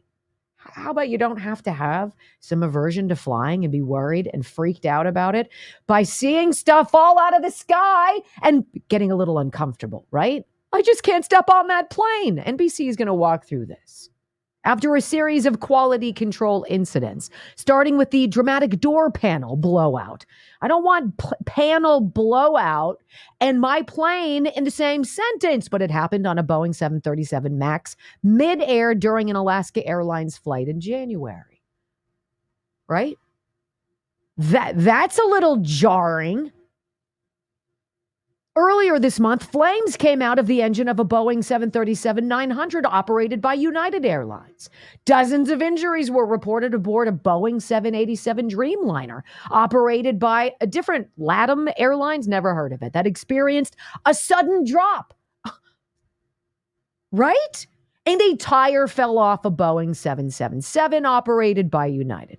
None of these airlines, none of them have said anything. There's no reassurance. No, we're good. We're figuring it out. It's all A-okay. You know what? That's not good enough. And you've got to love this. You've got to love the adult in the room. Who's going to be that person? Who's going to be that guy? Well, let's find out. I think this is fantastic that Ken Paxton, I'm signing up because they just gave me, I hate this. Ken Paxton is going to do a dive into a Boeing subcontractor to find out if that subcontractor's push for diversity and equity and inclusion has come at a price. And the price being qualified men and women who go to school, who become properly trained, who have to pass rigorous examinations, who have to have hands-on training to be able to be selected to be on that plane's line.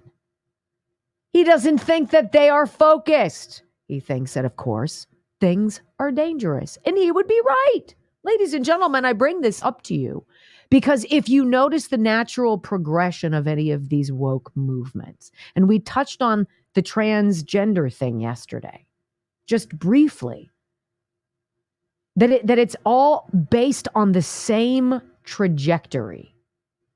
And it's giving people victim status to give them an advantage or a spotlight or a voice or a platform or a transgender day of visibility, whatever it is, to legitimize whatever wacko stuff is going on inside of them. Look, I think everybody needs a therapist. I'd be the first one to sign up. I'd be like, yes, what couch can I go lie on? I have plenty to discuss. I don't think it's a shame thing. I think it's used as a manipulator to create a false narrative like BLM. If you give Target $10 million to Black Lives Matter, you somehow are worthy of what? Of falling into some freaking blackmail bribery scheme? Because that's what it is. It's the climate hysteria. If you're not hook, line, and sinker as a scientist, down with all of this stuff that you're breathing too much, your carbon footprint, the carbon dioxide is off the charts. We've got to stop it. And the only way to stop it isn't to stop China from building more of those coal plants, because they're building one about every week. Bless their hearts. Right? It's not about that. It's about you. It's about you, Western English-speaking people, changing everything that you do, making everything inconvenient, completely inexpensive. God bless Ken freaking Paxton. Show us. There's obviously a problem with these Boeing jets.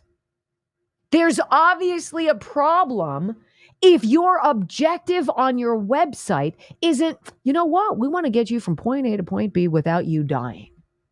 Now you make that your business model, I'm in. Let's go. Where do I invest?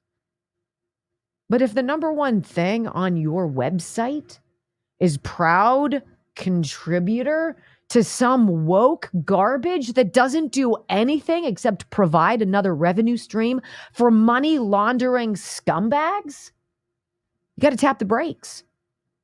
Now, I love NBC News for actually sort of coming out and being like, yo, like, what's going on with Boeing? What's happening to these jets? Why are these airlines not commenting? Ought you not comment? Yeah, I think so. But they have to do it in such a disingenuous way where they humanize the factual data of the story. Something's happening with planes. Crap's falling off of them. There's fires. It's scary. Is it safe to fly? With a victim beginning. These people thought they got over their feet. It's so disingenuous. But it's young people who are saying that they are terrified of going up in the sky. We have completely ruined a generation of young people. And we're scratching our heads. Why is it that the Generation Z is voting for Donald Trump? Oh, I don't know. Is it maybe that you guys need 7,000? Well, no, you need $100,000 or more as a salary, 6-figure salary, to be able to achieve the American dream today. That is called Joe Biden's America. And even if you want to fly somewhere, you want to get away, you want to do that, you can't even have the peace of mind. Now, this Ken Paxton article, and I'm sorry I got blocked out of it. I hate when they let you look at it and you're like, oh, this is a great article. And that brings you up to a paywall the next time you try to bring it up, because that's what just happened to me. Look, you've got people in this country who are carving out the reality. People like Ron DeSantis, people like Ken Paxton, right? People who are fighting. And then you've got all these other people, Gretchen Whitmer, Page yesterday, Transgender Day of Visibility, right? You've got people like, I don't know, Josh Shapiro, the governor of my state. Hey, celebrating Transgender Day of Visibility. Where are you in this continuum? It's not complicated. Safe, affordable, honest, reasonable, peaceful. That's all I want. It should not be that difficult. And by the way, why is the FBI now all of a sudden rolling up on people's houses, knocking on their doors? It's not because of January 6th. It's not because of anything that happened 4 years ago, 3 years ago. It's because what people are putting on their Facebook pages, is that even possible? Do you guys believe that the federal government, the FBI, hundreds of thousands of times last year alone shook down honest, honorable people because of what they posted on social media? And Donald Trump is the threat to democracy. Well, we're gonna peel back this onion a little bit, because the numbers here and the recording of FBI agents knocking on a man's door and trying to get inside his house will leave you chilled. Next on the Wendy Bell Radio Network. It pisses me off. I hate that. God bless America. Paywall. Screw off. Well, you know what that just means. Print it out the first time you see it. Hi, this is Kelly Morgan, owner of Morgan's Fitness, proud sponsor of Wendy Bell Radio. We have 4 locations to do. Meanwhile, we also found out some other scintillating information yesterday. I'll drop on you when we get back. It's in conjunction with flying. But the covert trips, these trips that they're shuttling these migrants into the interior of the country, 90% of those people are going to 2 very specific locations. You guys want to figure out which ones they are? What do you think? If you're going to deal with an administration that gets butthurt when people go against its wishes, what states do you think Joe Biden would want all of these people flown to? Well, he's behind in Michigan and Wisconsin, so those would be 2 of my guesses. No, it's actually Florida. Yep, and has to be another red state. Well, no, is it Texas? Actually, yes, absolutely right. Did I just ruin? No, you did not ruin anything. Ruiner. That's not me. That's you. I ruin things? Yeah. That's a terrible thing to say. Let me tell you quickly about Kelly Morgan, Morgain's Fitness, Morgainz Fitness. I think her business is freaking booming, and I think it has to do with you guys. And I'm deeply grateful for that. Somerset and Cambria counties in Western Pennsylvania. You get a vibe when you spend time with Kelly Morgan, Air Force veteran, mom, entrepreneur, business owner, forward thinker, franchisor. She created something and it freaking works. And it's a safe environment that is open 24 hours a day, 7 days a week, where you can go and get your body back and your mind back and your strength back. That's on us. And that's what you can do at Morgain's Fitness. Body composition analysis, metabolism testing, personal training, one-on-one. They've got the group fitness classes, Zumba. They've got the kettlebell classes, all that sort of stuff. No matter how you like to sweat or get in shape, you can find it at Morgain's Fitness and be surrounded by really nice, patriotic Americans. Morgainz fitness.com. And if you're a woman, you'll only see women in the ladies' room. Yes. You are correct about I'm that. glad. I bet she sent me a text. I'll gladly take all of the LA Fitness. All the Planet Fitness.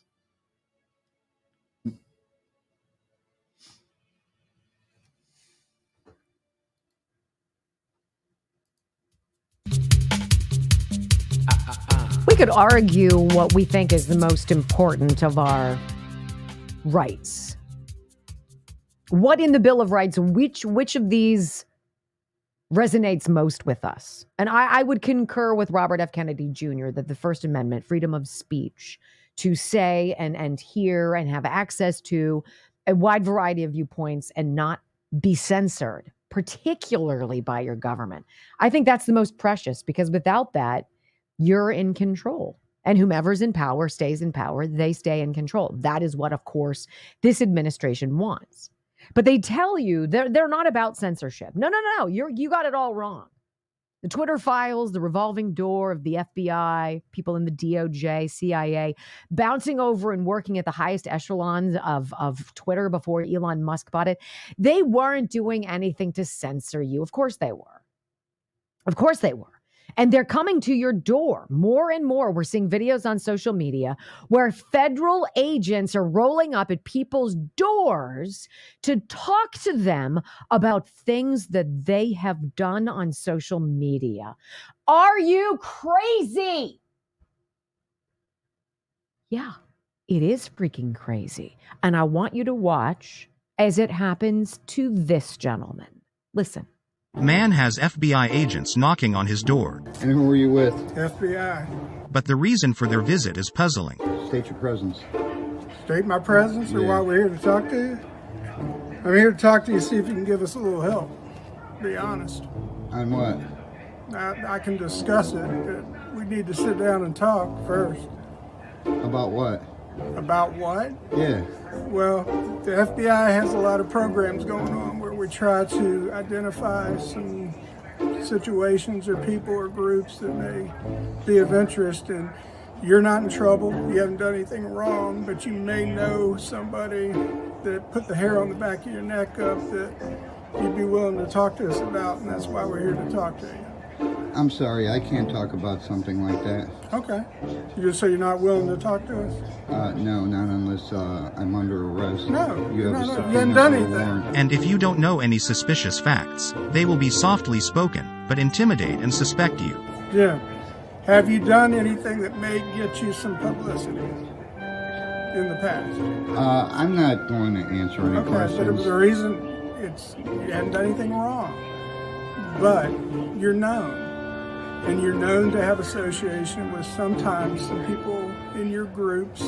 There's always one that does something, and then everybody looks at the group and says, hey, we should have been talking to some people that knew this guy beforehand so that we could have prevented something. You know, I see that in a lot of groups, right. Like Antifa, and I don't see nobody from the FBI going after them people. What would you do if the FBI came to your door like this? I mean, the guy is legendary. This is what is going on. You are known. How about this? BlazeMedia.com. FBI violated American citizens' Fourth Amendment rights 278,000 times. We've spoken about this. The Bureau gets blasted over an attempt to put gloss on Section 702. It wants carte blanche. It wants a super fast lane plus to be able to go wherever it wants to go to investigate who they want to investigate with nobody's supervision, to muscle you, to put the squeeze on you, to intimidate you, to frighten you. Because quite frankly, ladies and gentlemen, everything that's going on politically speaking is predicated on blackmail. Blackmail. That's how they get business done in Washington, D.C. That is how you have 101 House Republicans, including the Speaker of the House himself,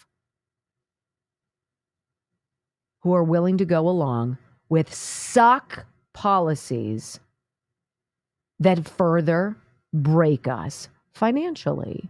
It's all bribery and blackmail.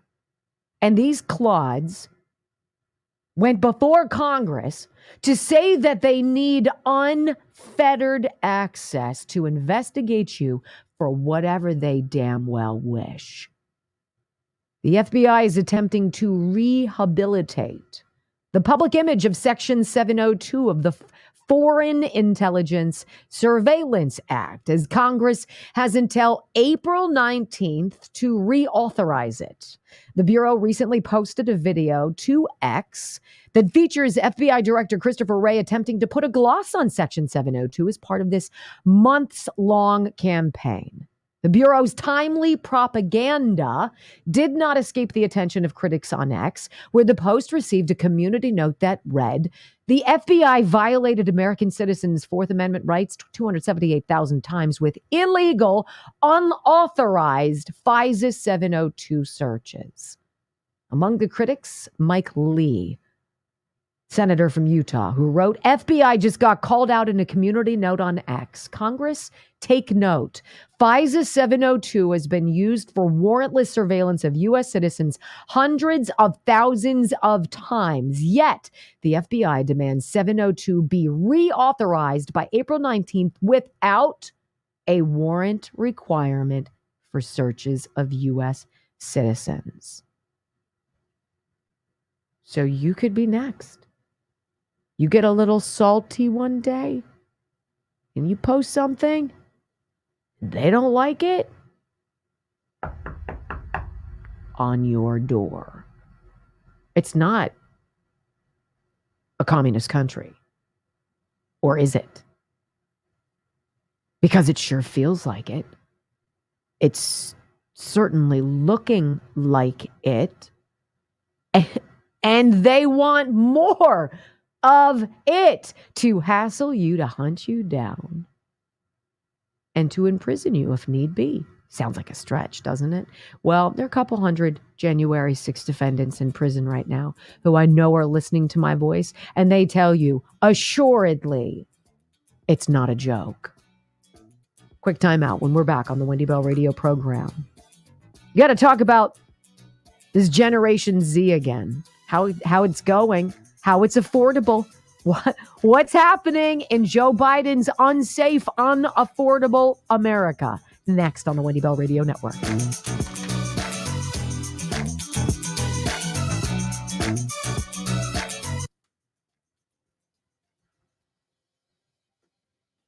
All right, I want to tell you guys about the CERT food diet. It's not a restrictive diet. And I use the word diet because it's more like a plan. It is a plan that involves some very specific ingredients that have been proven again and again scientifically to benefit you when it comes to overall focus, right? And also being able to get in the kind of shape that you want, which is why Conor McGregor says he uses it, which is why David Hay, he is a world championship boxer. He credits his amazing shape to the ingredients in this particular diet, they call it, but it's not. This is it. Cert juice. Get Cert juice. Cert is what they call it. This is the stuff that you put into a shaker and drink up. I particularly like the idea of a focus improvement. That's why I started doing it, because I have a terrible memory. And anything I can do that's going to make it better to me is going to help me. So I started drinking it. It's delicious. You have a great memory. Are you? No, I'm saying it'll help me too. Oh. Certain Cert foods include buckwheat, capers, celery, cocoa, coffee, extra virgin olive oil, green tea, kale, medjool, dates, parsley, red chicory, strawberries, turmeric, walnuts, all sorts of different kinds of ingredients. If you want to learn about Cert juice, go to getcert.com. Getcert.com. Use my name, Wendy, and you're going to get, what is it, $20 off. $20 off. So it says, since you're a loyal listener, we're going to do that. $20 off this amazing product to try for yourself. Sharper focus. Support your overall health. Give you more energy. That's what I am interested in. I have to tell you, and I don't know if it's just some like placebo effect or not. I will tell you that I find myself losing my path when I'm talking to you less commonly than I have in the past. Because I can get excited about something and wander off and then be like, oh, wait a minute, I need to get back to what I was talking about and forget about it. And that hasn't happened in a couple weeks. Maybe I'm just awesome. I mean, is that really necessary? It's hurtful. What? I was reading something. Really? Is that so? It's my story and I'm sticking to it. Mm-hmm. Right? Oh, are you looking away? No, I'm working. I'm working. See, that's how a liberal responds. Brock has an emotional, feminine liberal inside of him. I don't know why you don't think I'm working.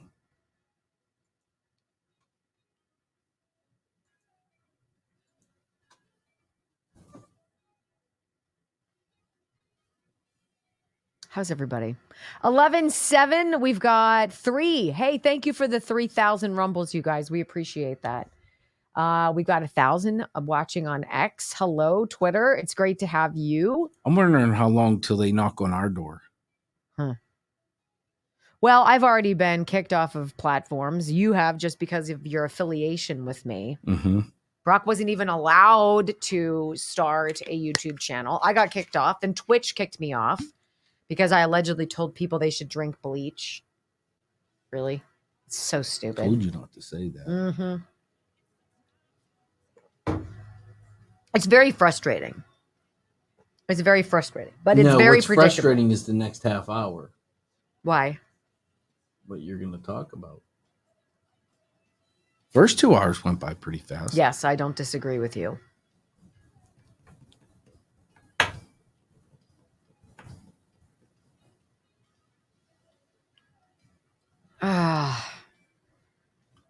If the FBI comes to my door, does Wendy Bell Radio pay for representation for me? Negative. It'll be tough for me to run the show from jail. Jake Lang can do quite a bit. He's running a TV network, I think, from inside jail. I'm pretty sure your bulky fingers. Bulky fingers.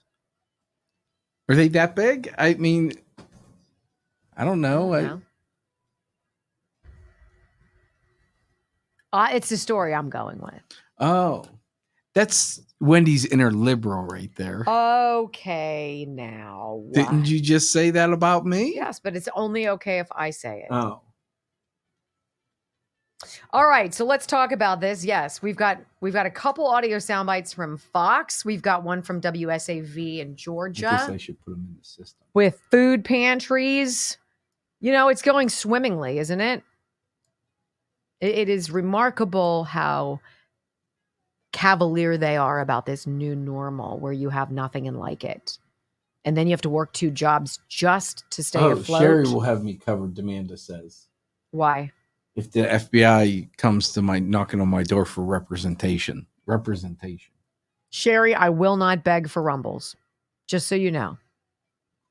She wrote, You won't don't wait to be begged, which is very sobering to me because that means I do it too often. So I'm sorry. Oh, my shoulders are so tight.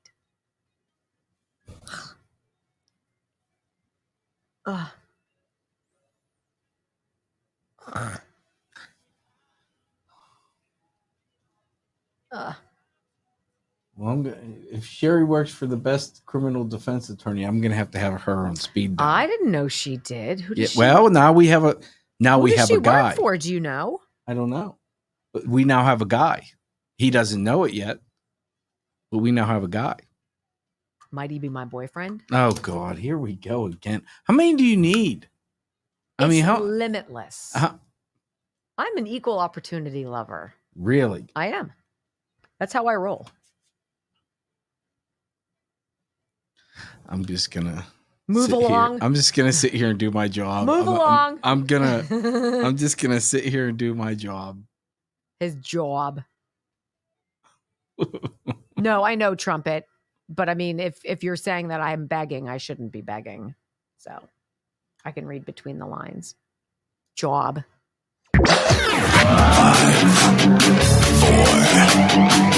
3, 2, 1. Wendy Bell. Inspiring solutions to save America, one show at a time. Are you ready to get on board? When are you guys gonna learn? The more you indict, the more we unite. Facts. It's Trump 2024. We don't care. You heard me? We already made our mind up. You already know when the hood got your back. Man, they deep in the hood. Gangsters hollering about Trump 2024. You heard me? Woo, woo, wah. Gangsters. The hood got this man back. I'm just trying to tell you. You heard me? And we ain't stupid, man. American people, man. We ain't all them talking about lockdowns and back when the masks and all that. You know, they got a new virus coming and it's gonna be, man, nobody don't care. Ain't fooling nobody no more with none of that. You know, new jack, man, nobody being fooled no more. We all the way up, you heard me? It's Trump 2024. That's what it's gonna be, cause we ain't having nothing else. From sea to shining sea, 3 hours of bold truth and excellence. The Wendy Bell Radio Program.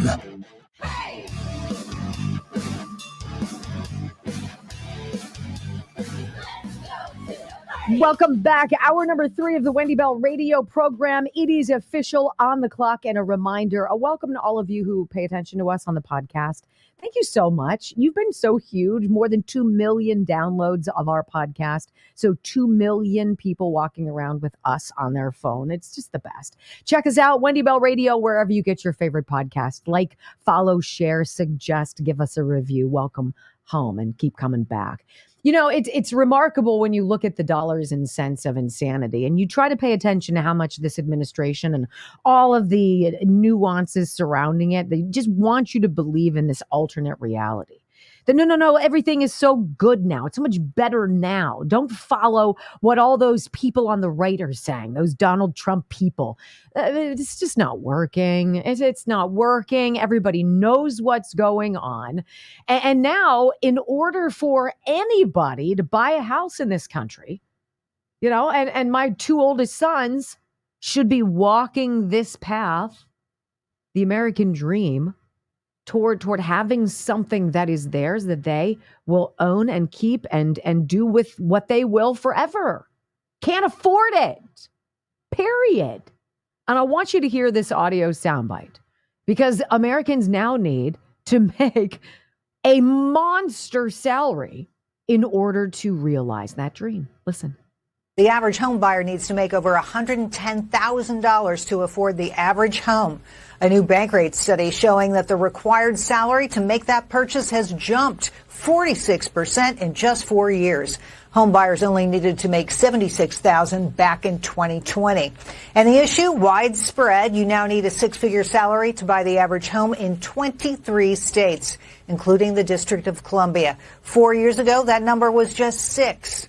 Mortgage rates, of course, have played a small role in the bump, but home prices have, by and large, kept pace with the needed salary to buy them. The average home up 42%, sitting at $412,000. Now, even though the housing market may be pricing people out, people shouldn't be too quick to think that renting is the solution. Since President Biden took office, rents are up nearly 21%. Oh, to be homeless, right? Seems reasonable. See, if you're a migrant, you can live wherever you want. They'll pay for it. They'll kick people out whose home it was so you can be there. That's scary. You need $75,000 was needed to buy a house before Joe Biden. Now you need 110. A 46% increase. Median home price before Joe Biden, $290,000. After Joe Biden, $412,000. That is astonishing. Might that be? Now, I'm just going to go out on a limb here and see if we can connect some dots, right? Donald Trump leads Biden among swing state voters under the age of 35, says Breitbart.com. Is this a surprise? Voters 18 to 34. Former President Donald Trump leads Joe Biden 47 to 40% in the swing states. Exit polls in 2020, Biden won 61% of that group. He has lost 21%. Back in 2020, when asked by Gallup if the economy was a top concern, only 11% of those 18 to 29 said yes, as did 18% of those 30 to 49. Of course, keep in mind, this was during the coronavirus pandemic.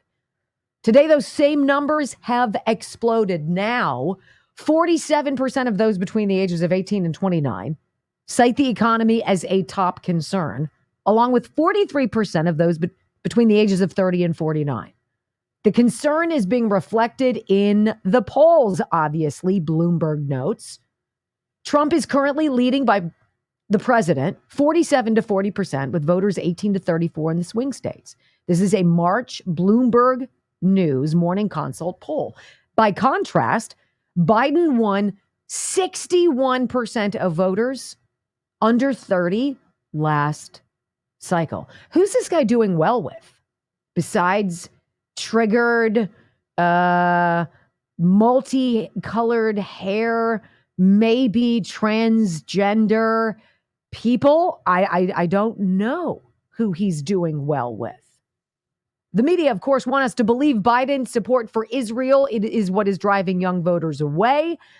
Highly unlikely. Biden's support for Israel is tepid at best. Biden's rival, Trump, as we well know, is a full Israel supporter.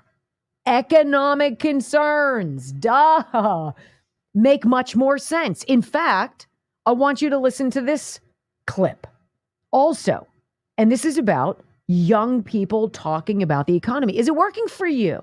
If you're under the age of like, say, 35, do you believe that this is a conducive place for you to go after that elusive American dream? Listen. And brand new polling shows young Americans don't seem to agree with President Biden that the American economy is working for them. Ages 18 to 34, 40% say this is the problem. The economic problems are the most pressing issue for them. When asked to name President Biden's biggest accomplishment, many voters, nearly 40%, hard-pressed to come up with pretty much anything. In the same Fox poll, a majority also say they're worse off financially compared to 4 years ago. So 38% when asked, what is Joe Biden's greatest accomplishment? 38% said nothing. That was even a category is astonishing. Nothing. That was like the people in whatever it was it New Hampshire, who voted for other more than they voted for Nikki Haley? Like, is there more of a slap to your face than that? Like, that was Las Vegas. Was it Vegas? Yeah. Nevada, not Vegas. Punch in the face. Punch in the face. Economic concerns, obviously.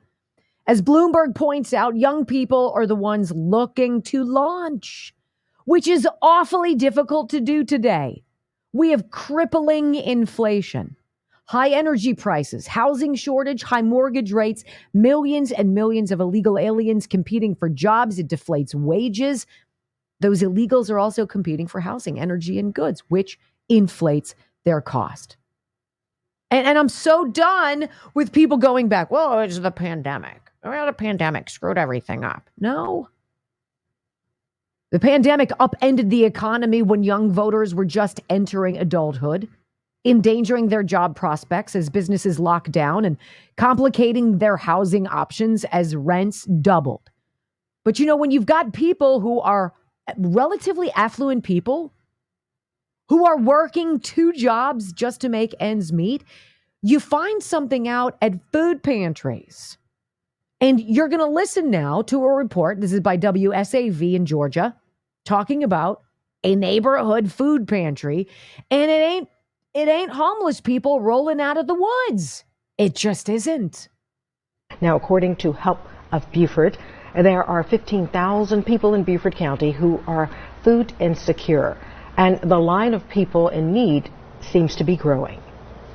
I think a big misconception with pantries is, people think that only low-income people come to pantries or homeless people, especially, with the rise of gas prices, food prices and everything. We're having a lot of people come in that are working a couple of jobs that are still having trouble making ends meet. It's sobering. It's everywhere. And, the pandemic, they can't blame that any more than they can invade and they can blame Vladimir Putin's invasion of Ukraine, right? Where we inherited a broken system. We were reeling economically when Joe Biden took over. I have no recollection of that. I remember everything being quite manageable and delightful, actually, because we didn't have to worry about anything like this. Until Biden took office, our economy had roared back to life. What changed, of course, was Biden's lunatic spending, and it's not even his, which gave us inflation. Then, of course, the war on cheap energy, which increased gas prices, the cost of goods and services, all of it. When day number 1, when on the campaign trail, Joe Biden said that he was going to shut down all coal plants. He was going to stop with the drilling. It was over. And all of these leftists, what a leader. I could so get behind that. He's just fabulous. How do you feel now? Besides broke. Now, are these people going to admit that they're the problem? I'll hold my breath for that. Do you guys hear what happened in California? Leftist hellscape California. You know what we should do? I think it would make everything better. I think we should raise the minimum wage. What could go wrong? What could go right? Wait for it next on the Wendy Bell Radio Network.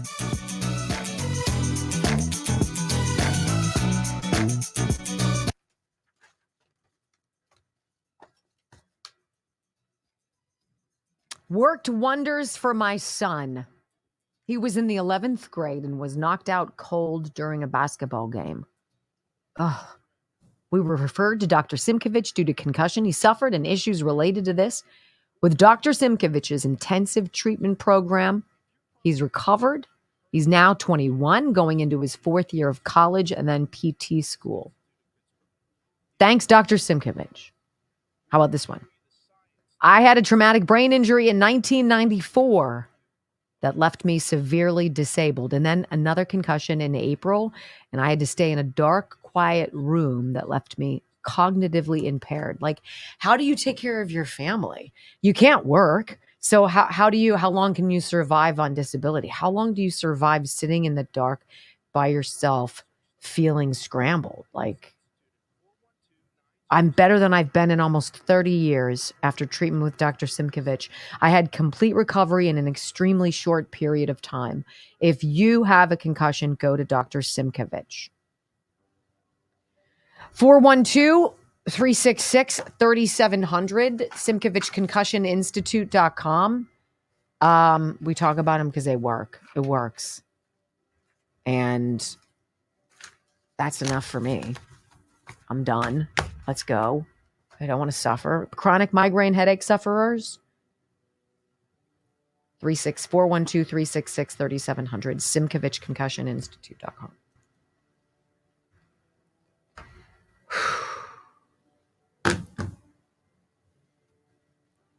That was a pretty big sigh.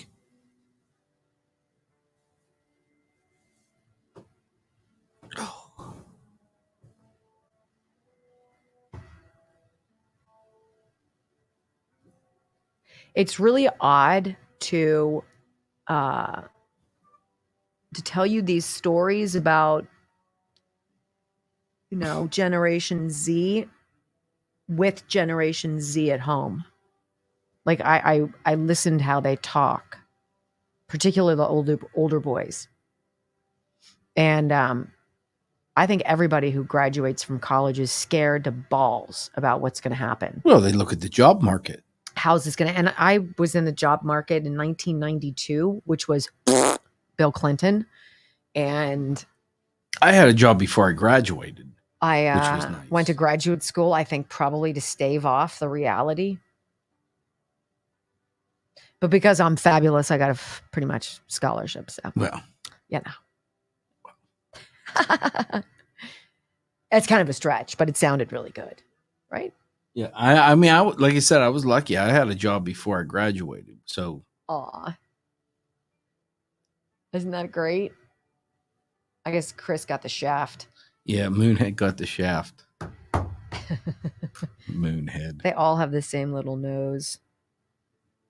Not my nose. Anyway, how you doing? So Moonhead's in on the one chip challenge too. Oh yeah. This is just dumb.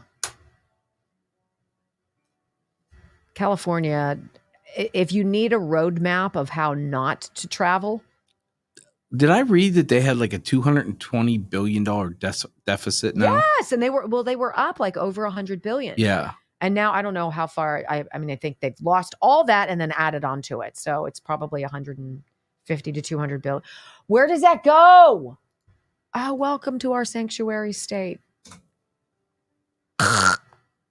No thanks. How's that go?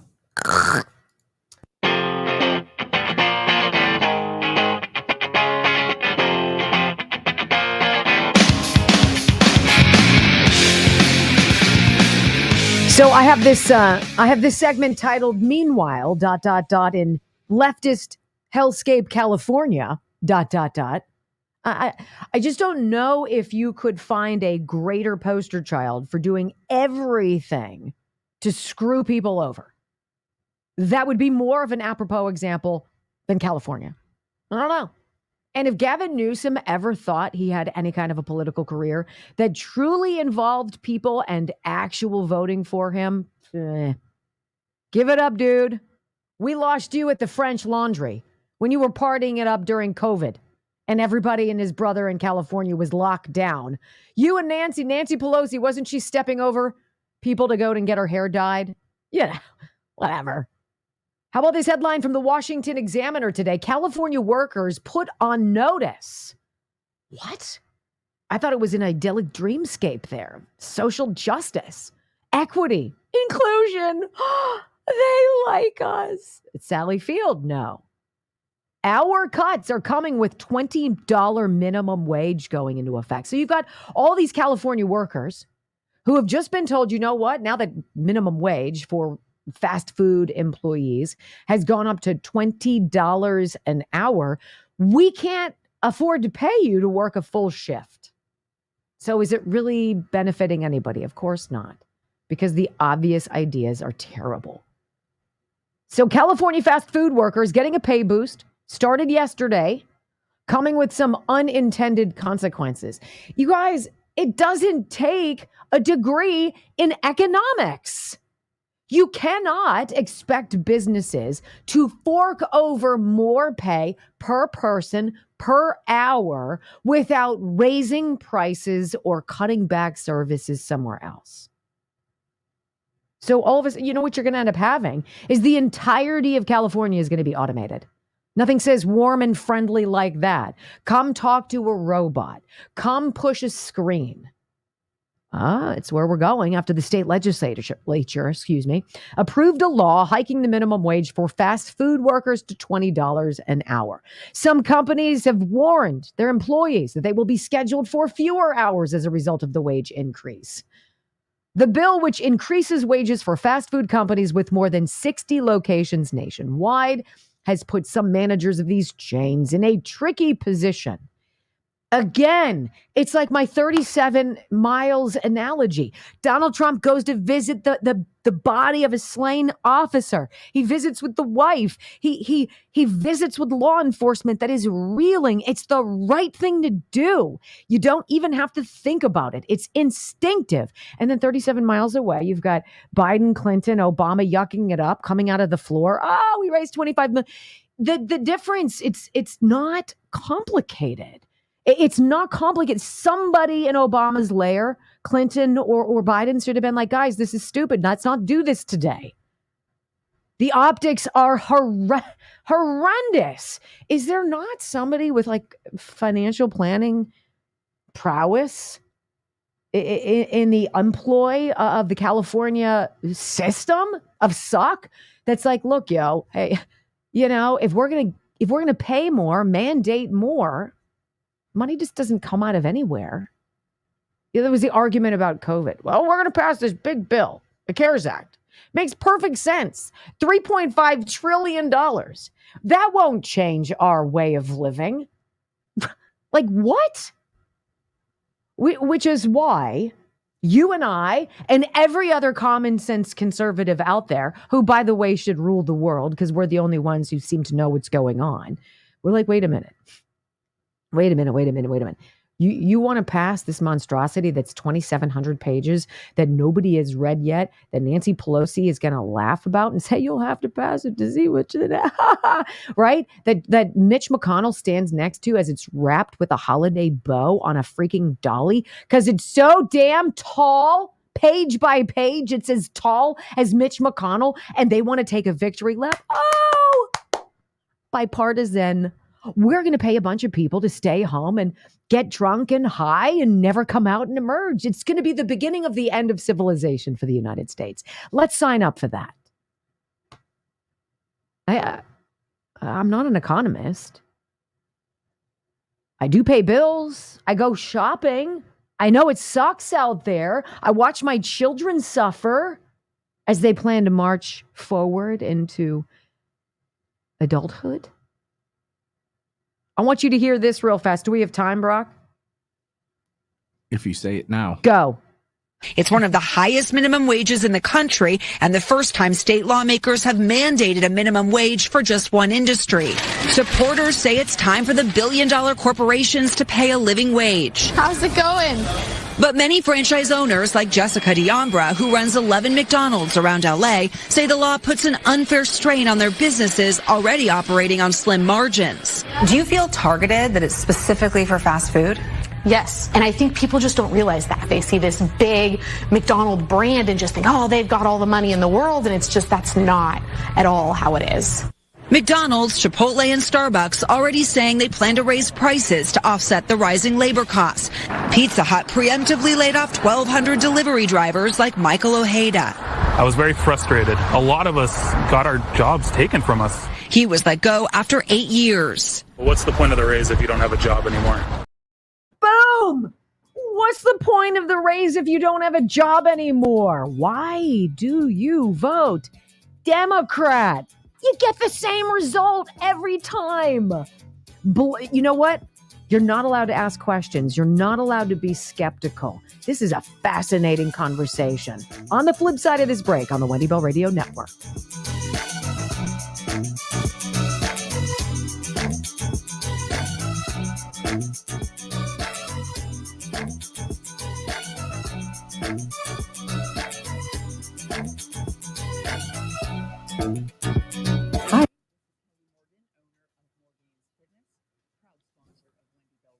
And who's willing to pay that much for their crap food? I think that's the question.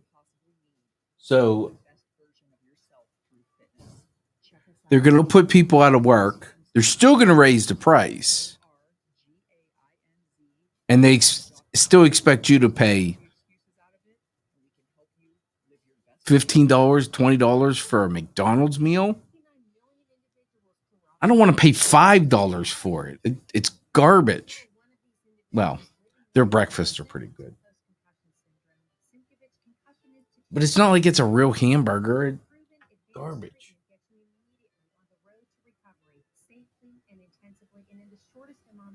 We offer support and can answer the questions you have from your individual experience. Please contact us today and learn how Simkovich Concussion Institute is here to help. They are garbage. All these people, you need a 6-figure income to buy a home.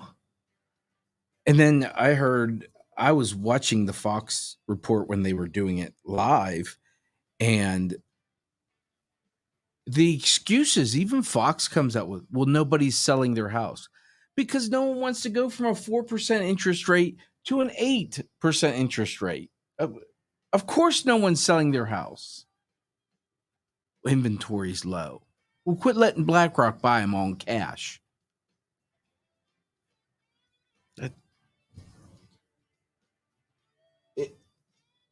It seems so common sense because it is common sense.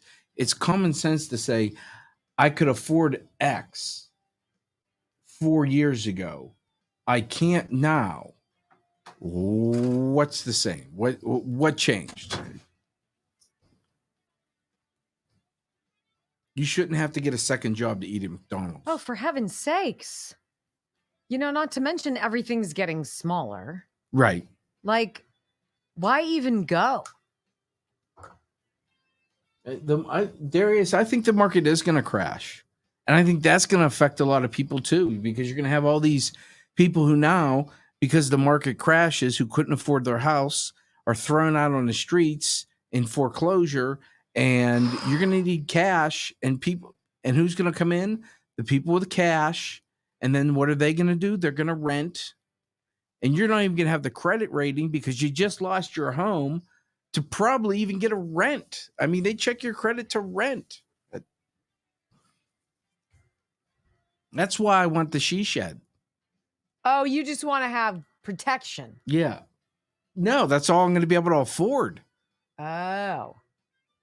But hey, all I have to do is, once she leaves the house, leave my she shed, go in, squat there, and not let her back in.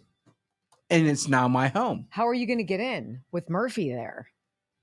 Treats. Oh, probably just your hand scratching his ears. Yeah. You'd be like, all right, come on in. No, he knows me. He'd be like, oh, he must be here to see me. Dumber than a box of hair. I'll get molested for about 4 or 5 minutes, but hey, if I get a free home out of it, a Murphy molestation is good. I don't know if they want to get rid of the fast food industry. I don't think so. I think they want you on those foods. They want you fat, diabetic. They want you addicted on the drugs that they need you sick because there's no money in you being well. How does the FDA stay in charge in business? I get a stomachache every time I eat fast food. No kidding. It's junk. Yeah, it just absolutely it's garbage. It destroys your gut. Except for the breakfast. The breakfast.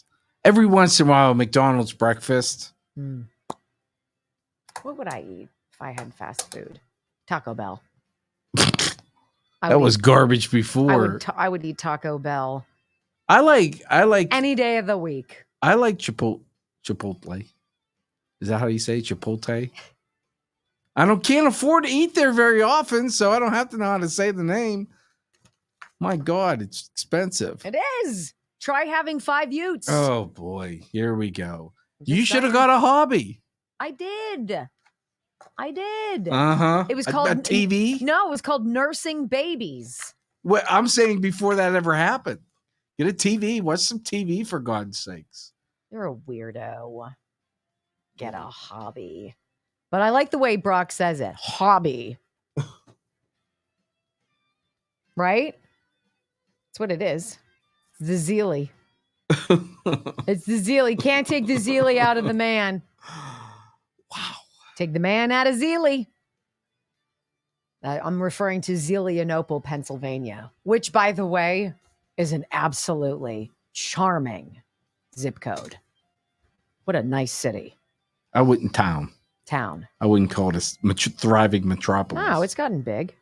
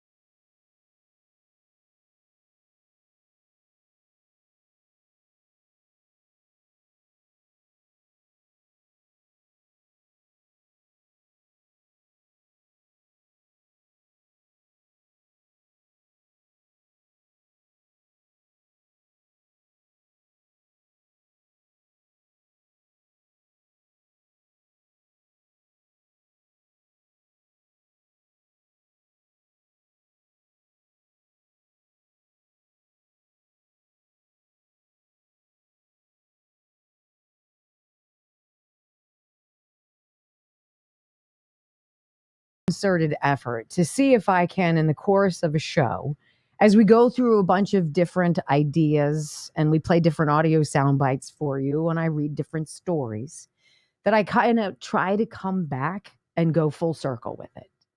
And if you remember at the very beginning of the program, I had spoken about Robert F. Kennedy Jr. and the value that his voice brings to any kind of political conversation. I don't have to feel the same way as you.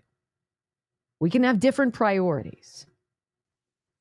But we have to have the ability to listen to other opinions.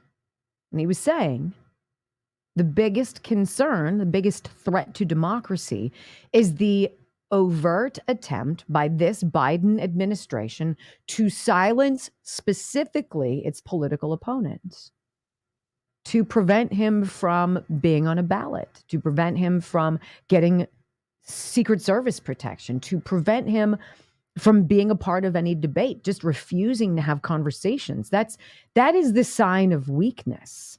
It is sad. And he's right. And it's so endemic in many of the themes that we've all kind of marched through together. And specifically, I want to bring up this idea of climate. The whole climate stuff, whatever the storyline is, which is, of course, predicated the same way COVID was, which is the same way January 6th was, which is the same way anything is. There's got to be some inherent danger, a fear. Oh, my heavens. It's a race against the clock. If we don't fundamentally change everything that we do, which is the biggest telltale sign that you're being screwed, then the world is going to end. And you don't want to be selfish, do you? Now, in order for that story to resonate with people, you need to have a bunch of folks on the dole, right? They need to be in your pocket. You need to have the media willing and ready to spread such propaganda and its reporting and other things that it does. But more importantly, you need science. Science. You need science on your side. And if the science isn't on your side, you need to create science that makes it appear that it is, and get a bunch of scientists on the dole, blackmailed, bribed, etc., to carry your water, to give you credibility. And that's exactly what's going on in this whole climate alarmist stuff. There is no consensus. Every single thing Al Gore and John Kerry, who are total climate pimps, total hacks, they have made their livings off of traversing the planet and finger wagging everybody about some impending emergency. And of course, the data does not line up. If the data were going to line up, there's no way that Barack Obama would build a house at Martha's Vineyard. It would be underwater, right? So this movie comes out. Some real scientists, let's just say scientists who have not been bribed or blackmailed, have come forward and they've appeared in this new movie that exposes the climate scam.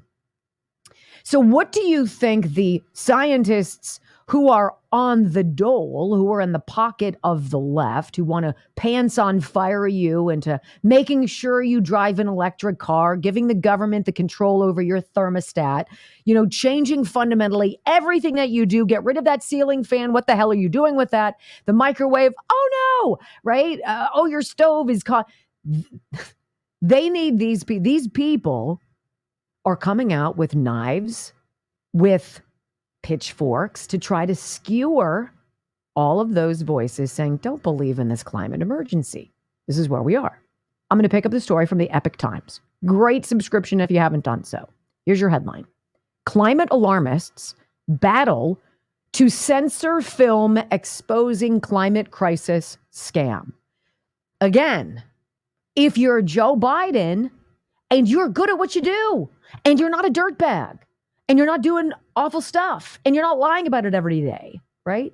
And people like you, and it's working. You don't need to silence RFK Jr.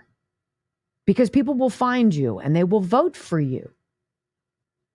Accordingly, if you're an actual scientist, and you've got good data that shows, oh my gosh, we are coming up against something very cataclysmic. We need to have a conversation about it. If you've got solid evidence of that, if you've got ironclad, I've got proof. The data shows this, right? And you're not a dirtbag, you can have everybody and his brother come out and try to take you down because you're standing on the right side of things. Censorship equals, oh crap, I'm afraid because they're going to expose me for the fraud that I am. Bingo. I thank you very much, ladies and gentlemen. I've solved all the world's problems. I will be here all week. Literally, this is what it is. This movie that has come out, Rumble, I think it's Netflix, I think it's on X, features an elite list of scientists, including Nobel laureate John Clauser. And I'm just going to read a couple paragraphs of this. So it all makes, I think it already does make sense, but I see the analogy and it's kind of exciting.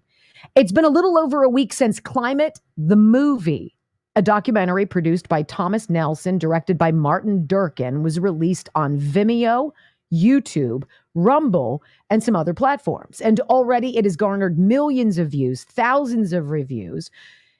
This is a quote. Watch this documentary to understand the lies, the pseudoscience, but also the self-interest of government-funded parasites pushing climate alarmism.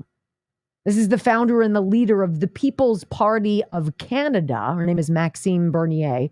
She posted on X about the film that details how an eccentric environmental scare grew into a powerful global industry. It's COVID, right? It's all of that. It's the same freaking storyline. The final nail in the coffin, it says, for the human-induced climate change scam. An absolute must-watch, Wide Awake Media posted on X while linking to the movie, which features an elite list of scientists, including Nobel laureate John Clauser, Richard Lindzen, emeritus professor of meteorology at MIT, and Stephen Koonin, theoretical physicist and professor at NYU's Tandon School of Engineering. They've got some really big guys. They got some strong science people who are like, look, don't believe in this alarmism on the left. Don't fall for it. Don't say that you've got to go out and go all electric for your cars. Have common sense. Tap the brakes. Slow it down a bit. But still, not all of the responses have been positive. Some reviewers went so far as to call for censorship. Quote, I'm thinking we can get 10,000 people to report Climate, the movie, on YouTube as having harmful and misleading content Elliot Jacobson, a retired mathematics and computer science professor, posted on X March 23rd. Why do you need to do that liberal thing where you've got to try to put out the call to your clone trooper minions to say, hey, we need to go take action to shut down someone who's calling out our scam? It's so predictable. Following Mr. Jacobson's call, Vimeo removed the video from its platform March 24th, citing a violation of Vimeo's terms of service and or guidelines. Now, the link ultimately was restored. But me just bringing up this idea to you, you see the players, right? You see the plot. Fear, something terrible is going to happen. Oh no, we need somebody, a bureaucrat usually, who's been bribed, and the people who are the scientists going for the climate change, these people have all been bought and paid for. They are rewarded with the very grant money, your taxpayer dollars, which allows them to perpetuate this myth and push forward ridiculous legislation that doesn't make the planet any cooler, doesn't make anybody any safer, but it sure as hell costs you an awful lot more money. It is yet another grift. All of it is a grift. And look, I'm not going to go into the nuance of what the movie says. If you want it again, it's Climate. Let me see, make sure I get the name of this right. Climate, the movie. The whole point is to illustrate people who suck know they suck. And they're desperate to keep sucking. And in order to perpetuate their suck, they need you to think that they really are something that they're not, experts. And they get involved in this big ego narcissistic drive to remain relevant, to stay blackmailed and bribed and funded, and to somehow coerce you into giving up something that is really valuable to you. Your freedom to speak. Your freedom to put out a movie that's contrary to the prevailing narrative without a bunch of wacko leftists, pants on fire, calling for it to be taken down. If you have nothing to hide from the truth, you invite dialogue. You want robust debate. You say, come to the table. Let's have that conversation.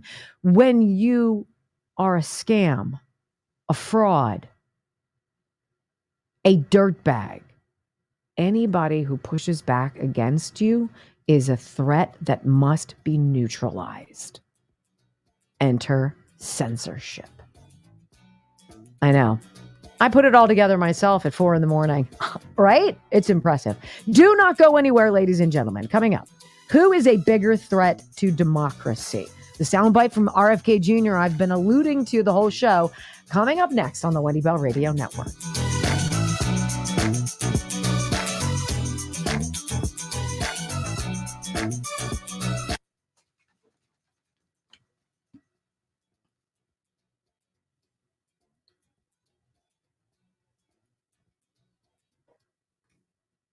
I'm telling you, Sart juice is good.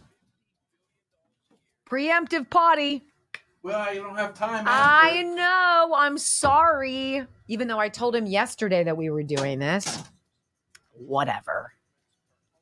I want to make sure I didn't miss any of my fabulous sponsors. Let's see. That I don't need. How are you guys doing? Everybody all right?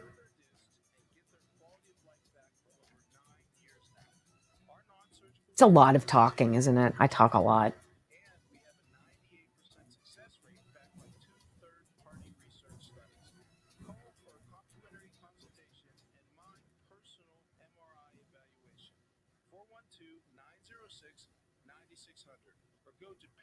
It's such a fascinating article. I highly recommend this if you have the Epic Times, it's so great.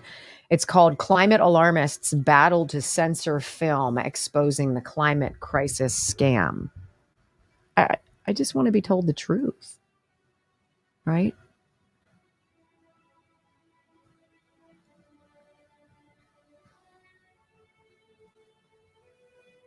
It's not complicated.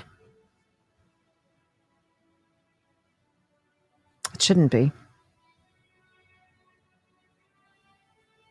But it's coming out. These stories are coming out faster and faster. That's what I was trying to talk about at the beginning of the show. Like seeing my kids come together and get it. The point isn't the truffle whale, right?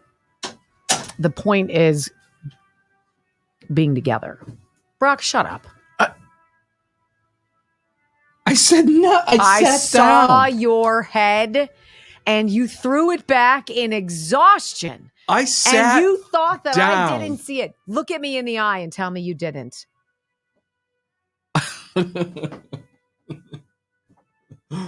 Really? I'm busy working. Uh-huh.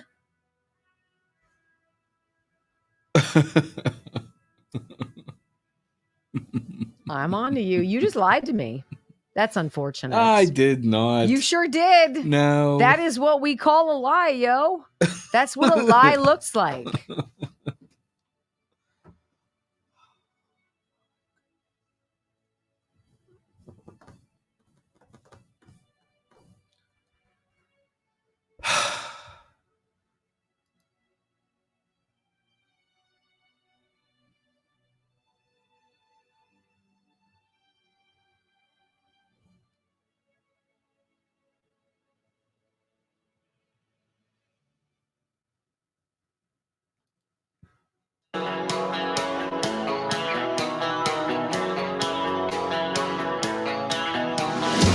So RFK Jr. arguing that Joe Biden is a bigger threat to democracy than Donald Trump.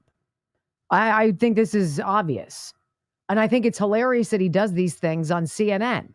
And he does these things with triggered, college-educated, liberal women who I'm going to go back and I'm going to say it again. While I do believe Democrats are America's disease, I think the white college-educated liberal, and I'm going to say white, college-educated liberal woman is the worst form of it. I don't know what happened to them. Off the deep end. Off the deep end. Independent presidential candidate Robert F. Kennedy Jr. argued Monday that Joe Biden is a greater threat to democracy than former President Trump. Now, Erin Burnett is beside herself because she thinks that, of course, it's all about Trump. Trump. Do you think any of these people would ever be able to take a step back from the crazy train and honestly look at real proof exonerating Donald Trump from all of these charges? I doubt it. It's a religion at this point. As much as this disease has spread, metastasized throughout the interior of the country, it is what it is. But I want you to hear RFK Jr.'s words because it's very interesting when he talks about censorship and silencing. Go. But do you really believe that when people talk about the threat to democracy that Trump poses, do you really think that that is an equal evil to Biden? I mean, listen, I can make the argument that President Biden is a much worse threat to democracy. And the reason for that is President Biden is the first candidate in history, the first president in history that has used the federal agencies to censor political speech, so to censor his opponent. I can say that because I just won a case in the Federal Court of Appeals and now before the Supreme Court that shows that he started censoring not just me. 37 hours after he took the oath of office, he was censoring me. No president in the country has ever done that. The greatest threat to democracy is not somebody who questions election returns, but a president of the United States who used the power of his office to force the social media companies, Facebook, Instagram, Twitter, to open a portal and give access to that portal to the FBI, to the CIA, to the IRS, to CISA, to NIH, to censor his political critics. President Biden, for the first president in history, to use his power over the Secret Service to deny Secret Service protection to one of his political opponents for political reasons. He's weaponizing the federal agencies. Those are really critical threats to democracy. Donald Trump, of course. Critical threats. Now she has to jump in with a Donald Trump, but what about, that's when you've lost. That's when you've lost your argument. And you've got to do it. But what about, how about See, Robert F. Kennedy's voice is so pivotal right now. And I go back to that. It is so pivotal because he is chipping away, exposing with his lawsuits, exposing with him being censored, with him being denied Secret Service protection. Now his most recent request, the Secret Service didn't even respond. He has to have the ability to speak because he's got different goods. He knows what's going on. Listen to this. Kennedy's Instagram account was suspended in 2021, quote, for repeatedly sharing debunked claims about the coronavirus or vaccines, but was reinstated last year shortly after he announced his presidential campaign. Oh, oops. You know, we thought what you were doing was wrong, but now since you're going to be running for office, we understand that you should probably have access to people. No. It's all purposeful. It's all premeditated. It's all scripted. That's why it's all freaking High School Musical. From climate to January 6th to the 2020 election to the whole LGBTQ stuff. All of this is on the same schedule. In December, the Supreme Court blocked Kennedy from joining a challenge to a case brought by the Missouri and Louisiana attorneys general concerning the Biden administration's communications with social media companies about posts the government views as disinformation. Kennedy currently has a similar case pending in a lower court. Why do you think the feds are coming out and knocking on people's doors? If I saw it once, I saw it 12 times in the last week. People's Ring doorbells, capturing, always traveling in pairs, dudes who try to look like they're filling in or like fitting in, who are clearly feds. As clearly feds as the people who were ensconced inside the Capitol on January 6th, who went behind closed doors looking like agents and came out dressed in other things, trying to create the illusion of being MAGA Republicans. It's farcical. It's obvious. And our FK Jr. calls it out for what it is. So I guess my greatest question is, when did they knock on your door? I don't post a lot on social media. I do primarily on X. And I'm not trying to be provocative. I say what I think. I would imagine it's just a matter of time. But they'll go after the smaller fish out there for the intimidation factor. It's the same cause for why they roll in at 5 a.m. and bang on the door of a pro-life Catholic activist and scare the crap out of his family and their neighbors. It's about the optics. Do you really want to say that? Do you really want to pay the price? Because it's so much easier if you just do as we say. That doesn't strike me as America. And by the way, our children are onto it. That's the good news. 21 hours, ladies and gentlemen. Can you wait until we meet again? I'm Wendy Bell. Thanks for being a part of the program, y'all.